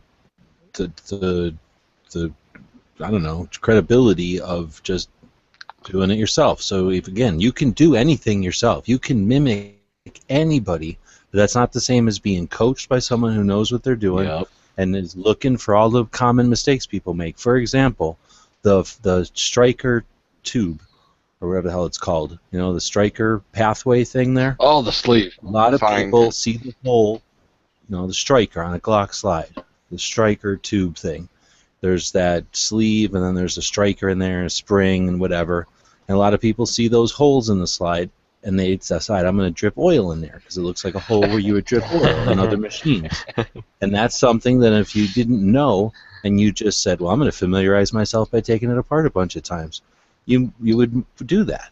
So you can't just, and if there was no one to tell you that's not a good idea for whatever reason, you know what I'm saying, then you would just continue to say, and look, I'm freaking awesome because I figured out how to lube my own gun and I'm doing this, and you would think you're on the right track. So that's where the danger is in my mind of, anyway, just continuing to say that you can just watch what other people are doing and figure it out. That's kind of what I said too. That's what you learn from those courses, like tips and tricks that only they know because they designed the pistol. Like, stuff that people aren't going to know unless they're told by someone who, has the original knowledge. Specific guns definitely have certain things you won't learn other ways. Didn't nothing fancy put his? Didn't he put his? I don't know if it was a Glock slide, but didn't he put a slide in like that? And he melted the.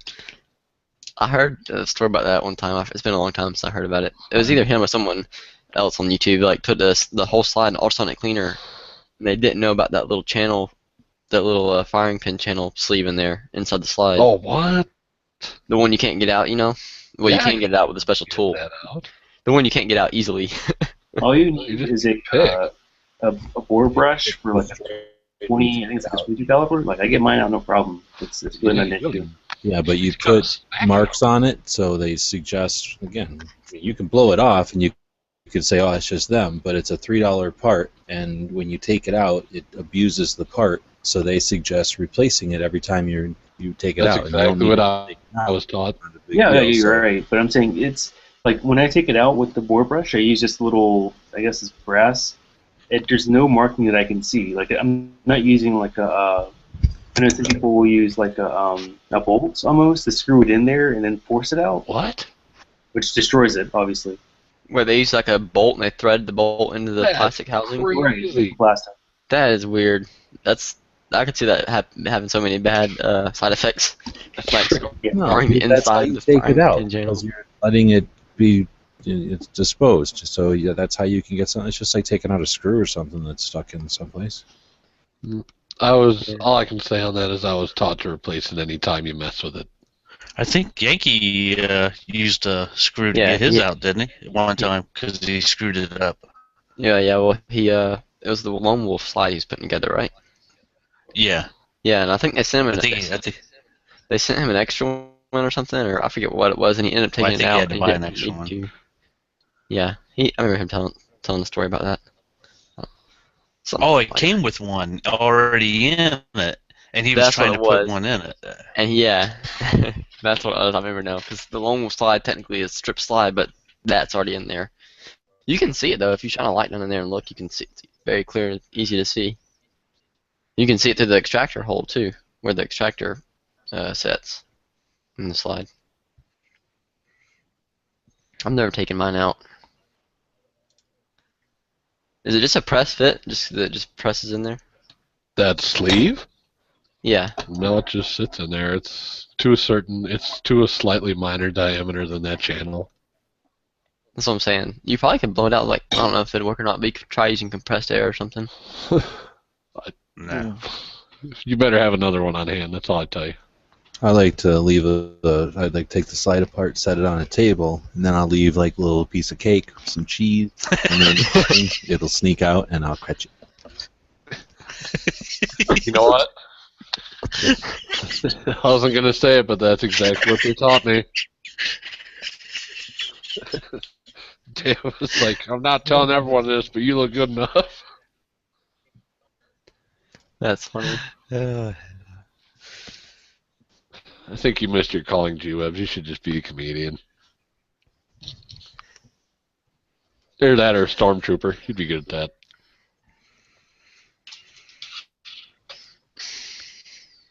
Yeah, it's a big buzz going around Facebook the past couple of days. That new I trailer. can't get it out of my head.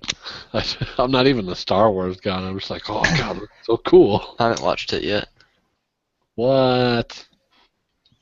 Get to see Chewie. I had to say the new Stormtrooper outfits are freaking awesome. I like them. G-Webs hates them.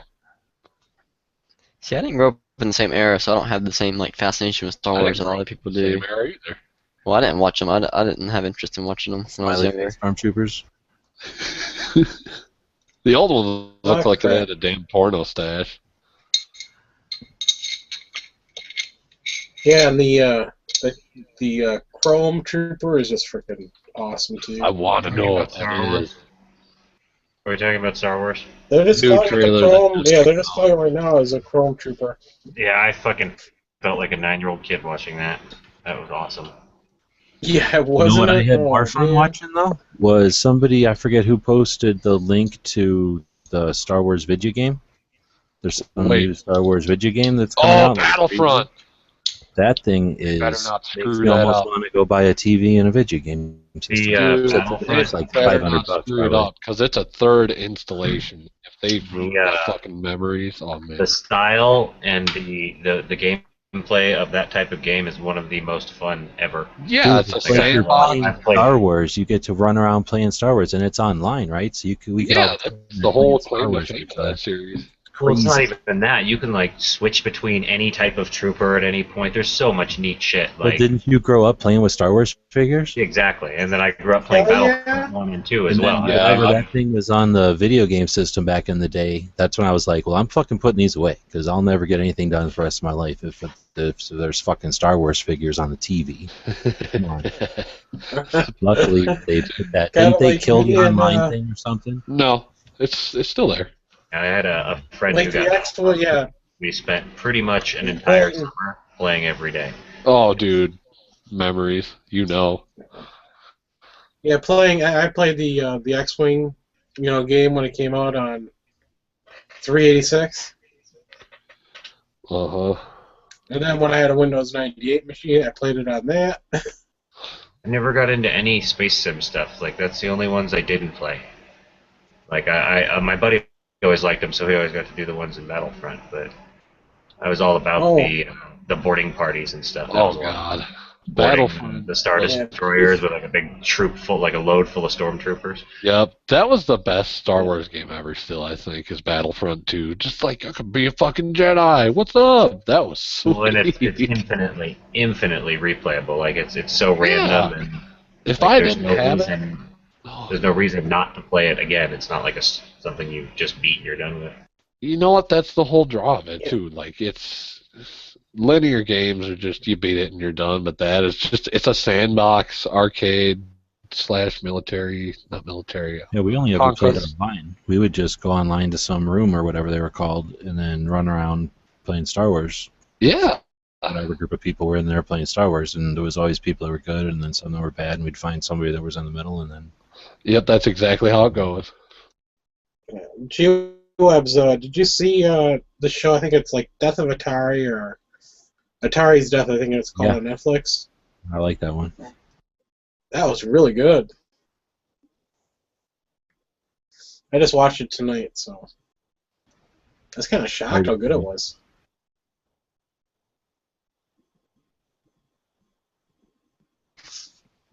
And I killed the chat with Death Talk. I think these power donuts are gonna make me shoot a whole lot better tomorrow. I can feel it. Well, you better have like a bucket full of them there because you're gonna need all that energy.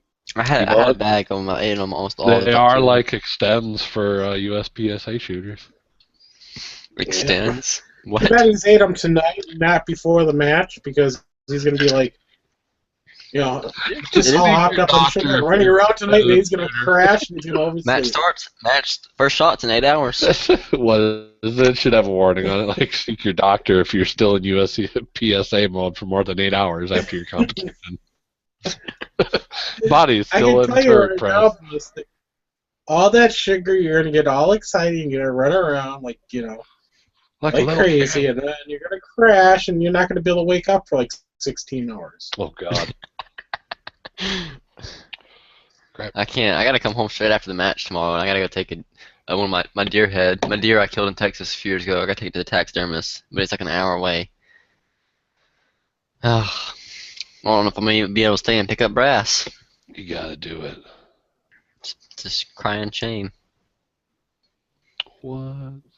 Okay. All right, well, hey, thanks to the 14 people that are out there listening and watching still, or one of the two at least. Why aren't you guys on gun channels? What's going on there?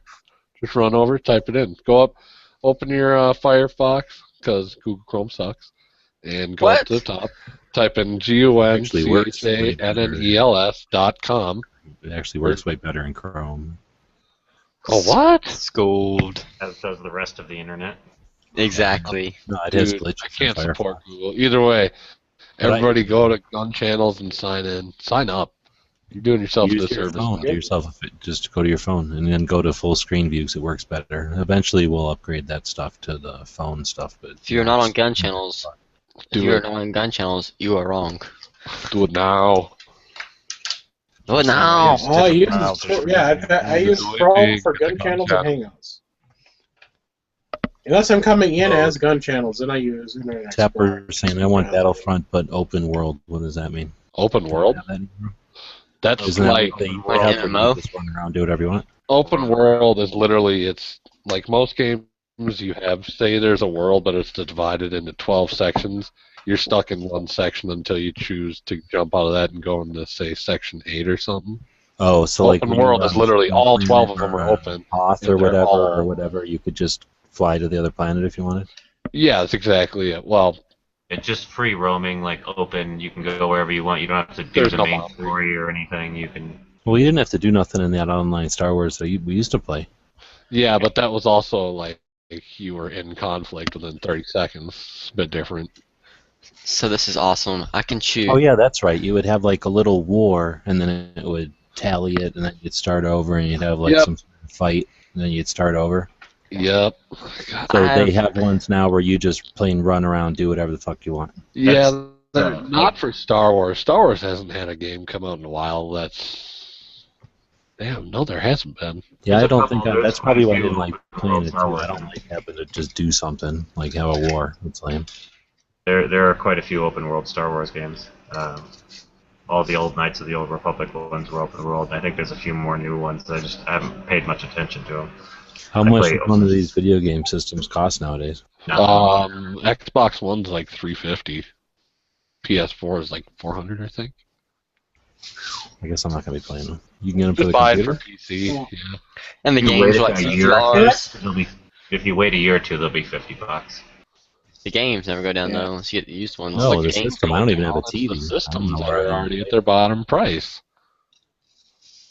The only way these Yeah, the systems nice are thing gonna about the get more money- PS, as I say, the nice thing about the PS4 system is you can play Blu-rays on them too. So Well, you can do that on Xbox. I'm sick of people saying that. There's an app to use Blu-ray on Xbox.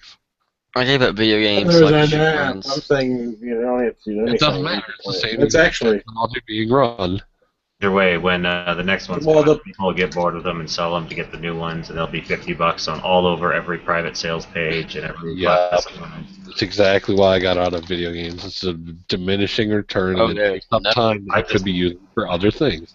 I play video games on Steam, and I love it because I usually pay nothing for them. I usually buy stuff that I'm really into before it's released. I buy the Oh, you the release greenlight stuff? version. And yeah, I play. All I really play is like open world zombie games, like big, expansive. Like Have you played State of Decay yet? no, I'm right now. I'm knee deep in 7 Days to Die. I will say I Oh was God, I wish that game was working. I will say I was quite the Great. Fallout. I haven't had really any issues with it other than stuff I've caused. Yeah, I will no, say- I mean, it just crashes sometimes for no particular reason. That's my only experience with it. I will say I had quite the Fallout 3 addiction back when Oh my God, dude. Fallout 4 better be real, otherwise I'm gonna kill Todd Howard. I did everything in Fallout. Fallout 3 is still the best one in my book. New Vegas was awesome. No, New but- Vegas is the best. I don't know. I had such The a Mario second 3 I Kart liked, but the mechanics of Vegas were far We should improved. do a weekly video game chat where you talk about video games Oh, or something. dude. We have a channel for it. Who made it? I forget know. who it was. It was Man. I forget who made the channel for it. I have to go do that right now. A pretty There expensive. is already a channel. Just join the channel and start doing the chat. I can do One thing is that. everything I'll be talking about will be in the past because I don't play video games right now. But Well, so would I, but it doesn't Still- matter. still cool stuff. Well, I'm thinking it'd be cool if last- there's groups out there that are on the video games, then we should have the gun channels on the video games. There's Yeah. also a lot of. I'm not into like super new video games, but there's a lot of stuff to talk about regardless. Like there's tons, Oh, yeah. tons and tons of neat looking stuff. You can go to Steam and we can pull up trailers and screen share just the trailer. There's Yeah. all kinds of stuff. But yeah, Fallout Yeah, 3 was I- awesome. Oh, are you talking about Game On? Is that where you... That's got to be it. Yeah, the last you got them. console system I had was PlayStation 4. Or the PlayStation, excuse me, not 4. I think- PlayStation. PlayStation. I think- PlayStation. I think on just one account had of the Fallout great 3, I place. had like 15 days worth of playing. I wanted to say I had like 600 hours, and then I was just like, all right, time to make a new guy.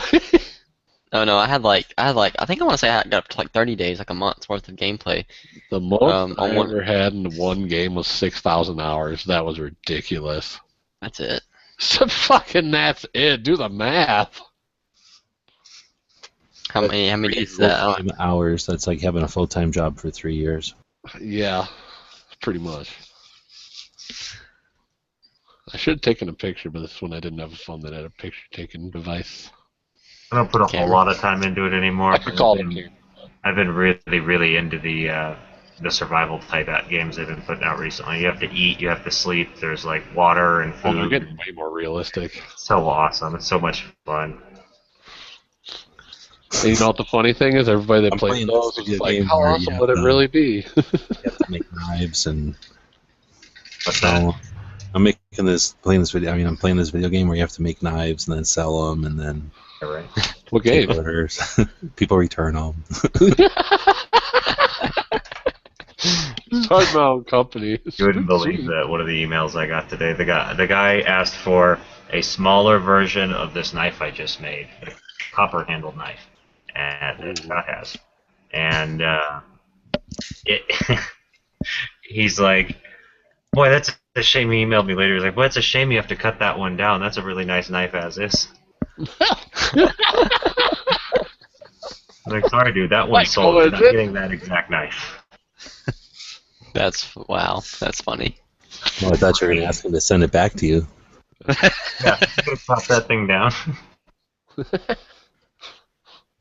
I'm going to sell it again real quick and chop a piece off of it.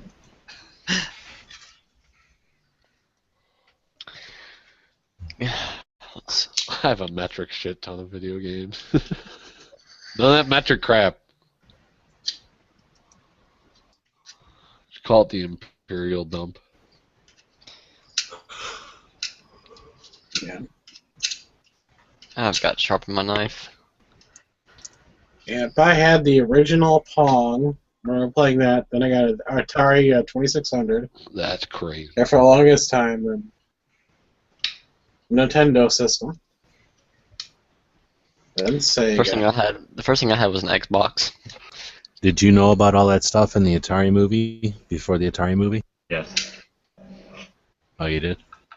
Yep, it's been a long standing. There was a bunch of Facebook memes and stuff going out about it a while back when it first happened too, before they made or released the documentary at least. Is that the same one about the landfill? Yeah. Okay. Yeah, I used to buy those at. I just know that E.T. I used to get the up here. I actually had the. You had the worst game ever. I actually had the E.T. game, and it sucked. I remember playing that for like a half a day, and then. But it really wasn't. I played some other. I don't remember really that bad Yars Revenge show or video game. Oh, not Attack of the Show, is it? No, Yars Revenge is the name of a game for Atari, and I had that. Game they claimed was a big deal, and I don't remember it existing.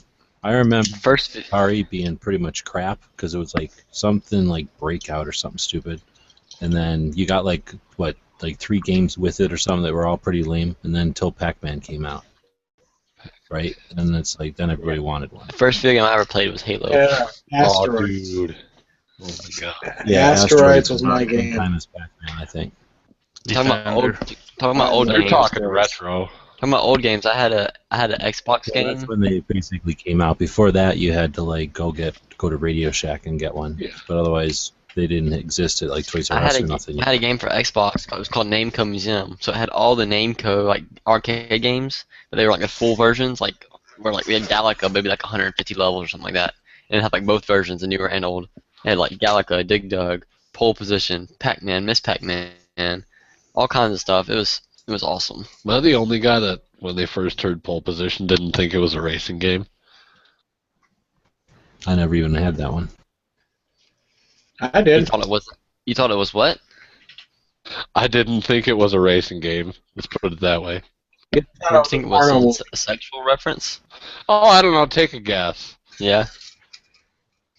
Caleb. How old are you, Caleb? I shouldn't have to explain this to you. I know, but I don't. You're gonna have the talk. Have you not ever heard about racing though? Well, let's put it this way: racing to me was actually racing. I didn't watch TV or play video game. I was like, all right. They don't have racing in the north. Ha! You want to bet? No, yeah. We just watched the birds go by and we're like, I bet that one's gonna win. We watch Yugos go around on ice. Yep. I'm hoping all the egos die soon. Blight. These I'm just surprised they haven't all rusted away. That's exactly it. And they're in the worst state for rust. Yeah. They're not like these magazine base plates. They tear up magazine tubes. Bad.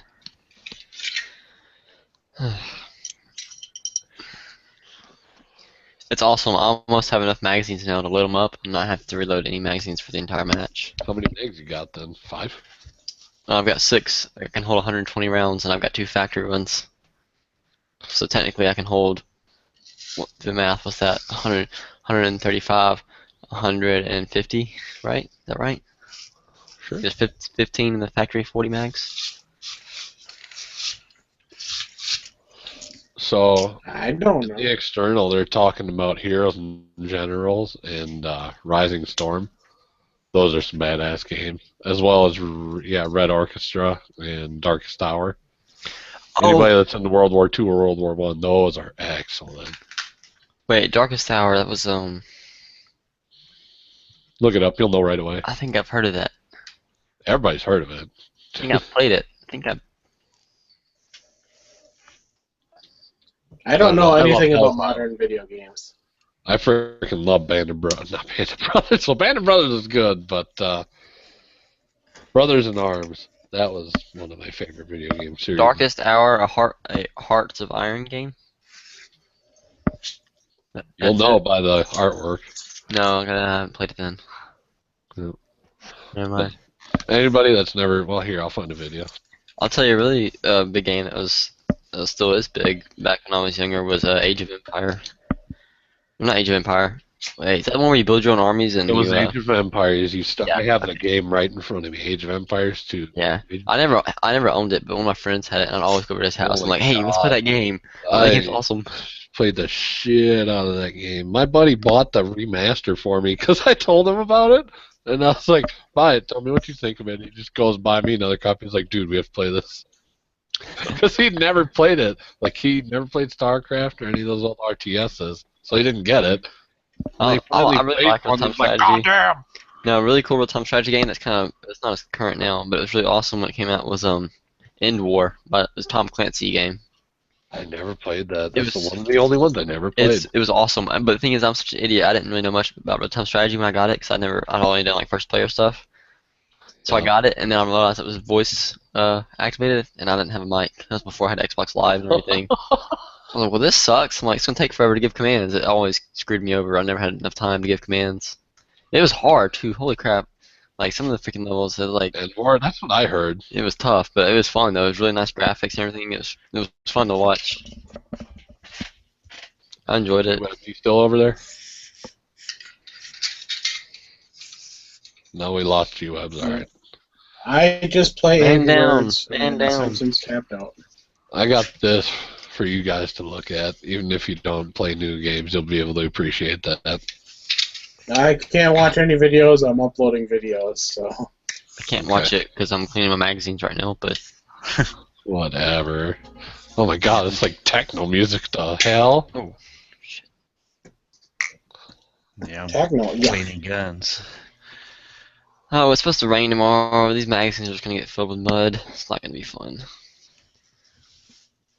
Nothing like taking your magazine apart. Nothing like taking your magazines apart after every single stage. Shut up, Quark.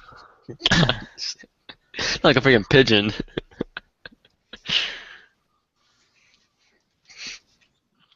You want to know something? Don't bitch about it because you want to do it. I don't know if it's going to rain or not. It's actually supposed to clear off tomorrow for like the first part of the morning. But it's been raining.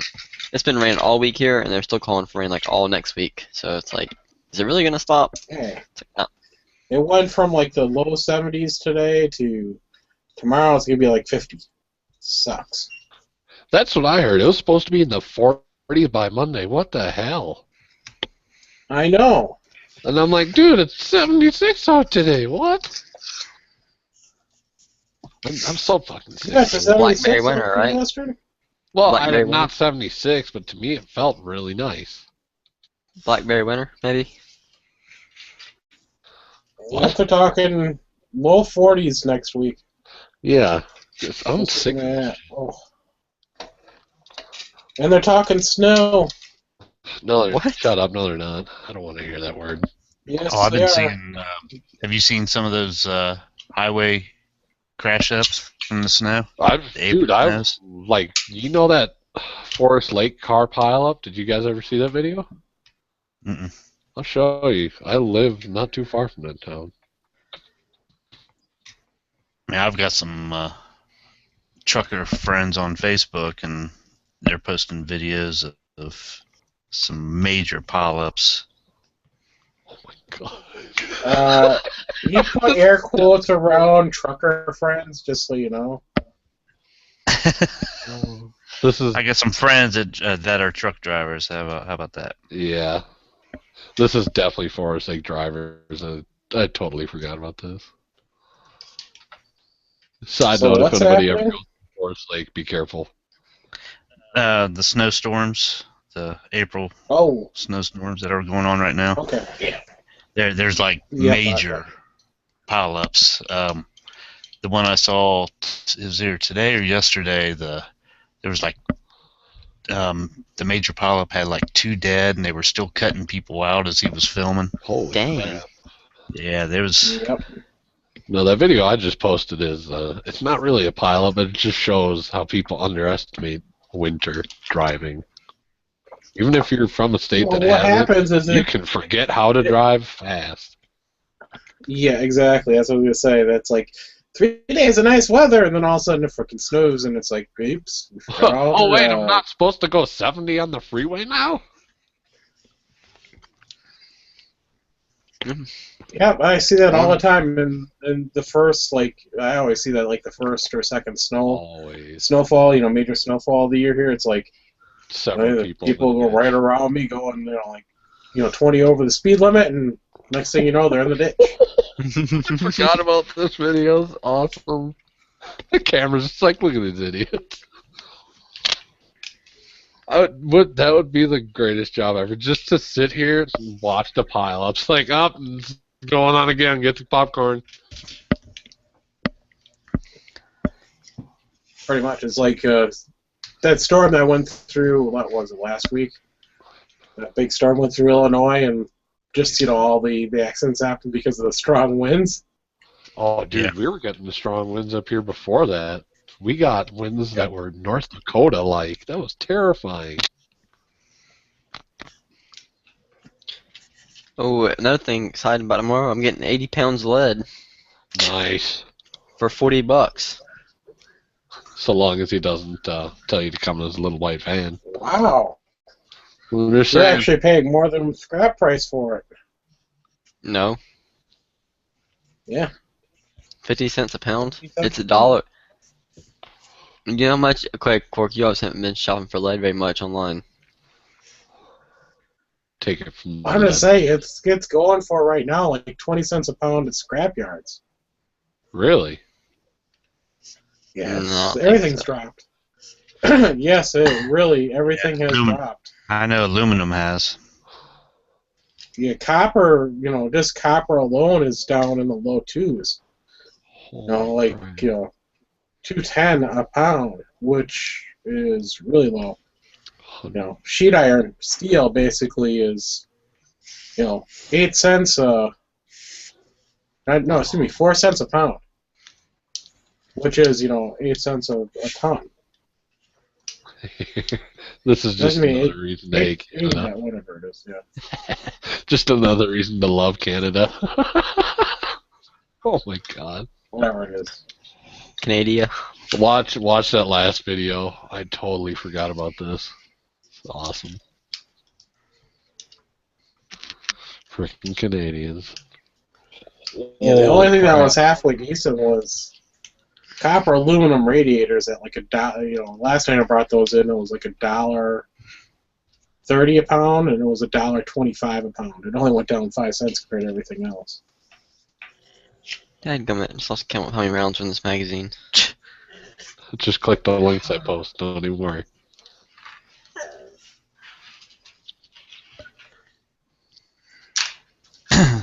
Somebody's about ready to bark because he wants OUT. 12, 13, 14, 15, 10. 10. 17. 10. What's wrong with this magazine? 2, You're at 10. 7, 5. 9. You're going backwards, Caleb. 4. What are you doing? You're losing bullets. 1, 2, 3, 5. 4, 5, 6, 7, 8, 5. 12, 13, 14. 5. 6. This is a long magazine spring. 5. It's supposed to hold more rounds. 2. I'm not counting anymore.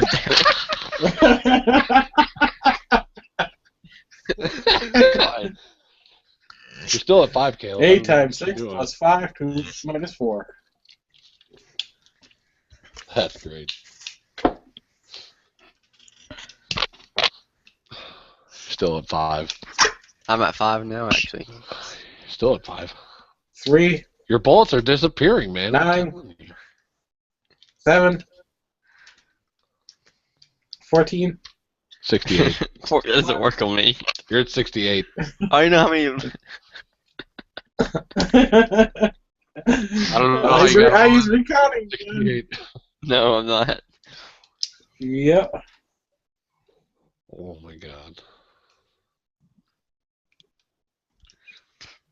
What did I say? You guys 17? ever seen the Russian? It's supposed to hold 19 rounds. I don't understand this. Have you guys ever seen the "We Love Russia" car pilot video? Oh my god! Oh, everything's recorded on dash cam over there. Yep. I love it. Have you seen the one? Well, this is kind of a dark story, but have you ever seen the one where the brick comes off that semi and goes through the windshield and kills the Yes. passenger? That was so like freaking random. Like it was like, That was whoa, where did that hilarious. come from? God. Huh? One I'm of the not reasons supposed I to don't. laugh, but it's hilarious. No, it's depressing because One of then the after reasons I don't- after it happens, the I was person gonna say, driving what- the car stops and pulls over, and like you can hear him talking in Russian or whatever, saying the person's name. They got hit with the brick, and they start crying because they realize they're dead. Oh, It's I kinda didn't sad. know. Oh, no, I don't remember that.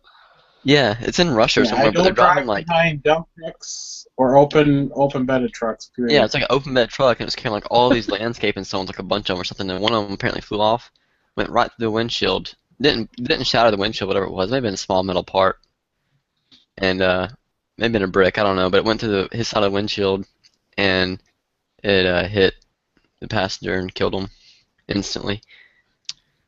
Well, as Steven said, dude had to see his wife with his face caved in with a brick. Well, I mean, her face. Holy crap! Yeah. Yeah, that's What the hell did I brutal. just join? Oh. But that's there's just a lot of new restrictions over there on that kind of stuff. Oh, 2G webs. Oh, not anymore. Yeah. Well, the insurance companies over there require you to have a dash cam. In Russia? Yeah. No, I thought it was a law. Period. No, I think it's just more of an insurance thing where if like you pretty much if you want to get your insurance money, you pretty much have to prove it. So people just Okay. And in order to be able to drive your car, you got to have insurance. So. Here we go. This is the one I was looking for. It's the last thing I'm going to post in the internal. I'll stop spamming it. it's okay. I haven't clicked on anything yet. Don't feel. I know you haven't. You're still at 5. Nope, I already pre-counted these rounds out, so You're at 5. you won't mess me up. I'm not even counting these. 10. Actually, I'm at 8, 7. 16. 9, 28. 10, 7. 10. 7. 11, 10. 12, 13. 10. Bring the 13. vodka. 13, 15. 14. 45. Caleb, why are you loading 17. 45? What's wrong with you?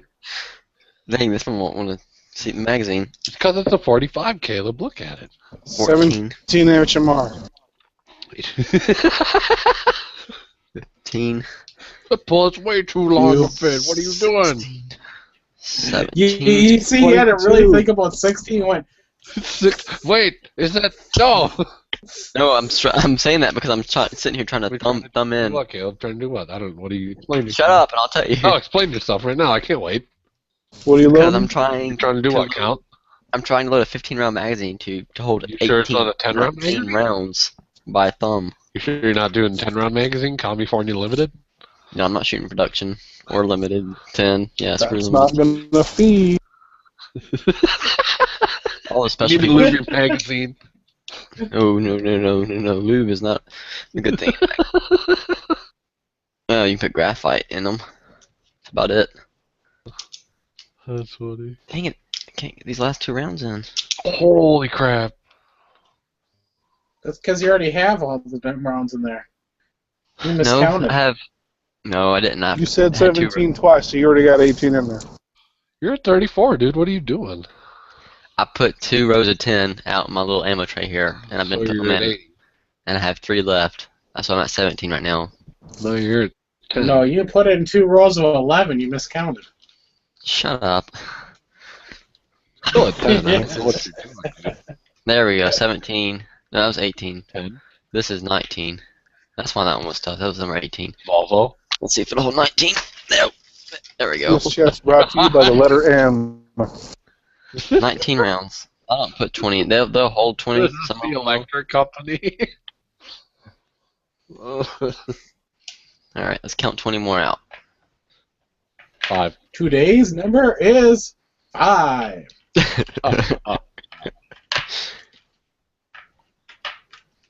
Oh, love it. Guy drives a BTR into the lake. I had so many rounds tonight that I didn't want to chamber check. I'm so depressed. What the hell? Buy a hundo gauge. No. I'm saying they I checked them. They didn't check. I need a size die that push through size die. Oh, it's great. Freaking Glock brass. Oh, yeah, thanks to you. I'm for posting that again. But might be a moot thing because I think I'm going to shut it down for myself pretty quick. I do have to wake up at like 10. Hell, that's not for another 11 hours. No, try. Yeah, that's Not 9.5 for another hours. 8 hours. We'll use the room off air then, so anybody Yeah. that might be listening that doesn't realize, just go to Gun Channels, click on the link, and you can join us. You don't have to say anything. Yeah, and you can listen still off air, but you'd have to join the room to be able to hear what's going on because it won't be broadcast anymore. But thanks for hosting. Appreciate it. Yeah, I don't mind hosting as long as I got the time. What was the Kind topic of tonight? disappointed people don't host. Well, what I'm going to try to do, I think, is figure out a way to schedule like shifts, and then that way people can actually sign up and maybe be backups, and then that way I think it'll lend it to being on topics. So when Ballistic is going to be the host, then he'll do it on whatever his topics are, right? And then we'll get other people in here to bring their topics on board, and hopefully that'll keep it a more. Yay! 4-hour Structure. chat about reloading and competition shooting. I'm in. Shoot me There you go. now. Yeah, that's much more fitting to. We got all the rooms we need, so we should be able to talk about everything and more. So Okay. I think the only real fear I have is that when everybody starts having their own discussions, Yeah. we're hopefully there's going to be enough floaters that'll be able to kind of keep tabs on everything, so that when something important's going on, everybody can go, hey, shut up and listen over here real quick, and then important stuff will get Just keep moved it around. on task, pretty much. Yeah, but I think it'll work out fine, and then that way everybody that wants to talk about whatever they want to talk about can just be like, hey, I want to talk about that too, but we're going to schedule ours this day instead of that day, or maybe an hour before or an hour after. You're talking. Use the lobby chat as like a scheduled type thing instead of just schedule general host lobby for the lobby. anytime. No, just shifts so we have hosts for the lobby. Oh, okay. So that somebody can actually go, okay, I'm planning on being around that day, or that's a day I'm off, so maybe 2 or 3 people sign on to be the host for that time frame, and then if one of them are available, they take it. Just so that we have a little bit more structure to it, so that we have more hosts, because sometimes we sit around waiting for 2 hours and it's boring. Okay. Yeah. Let me know when you're going to start doing that, because I have Thursday and Friday off. And that seems to be the time, like That'd be earlier, no perfect, one was here because to we get enough host. people with everybody having their days off, and then, like I say, 2 or 3 people for each shift.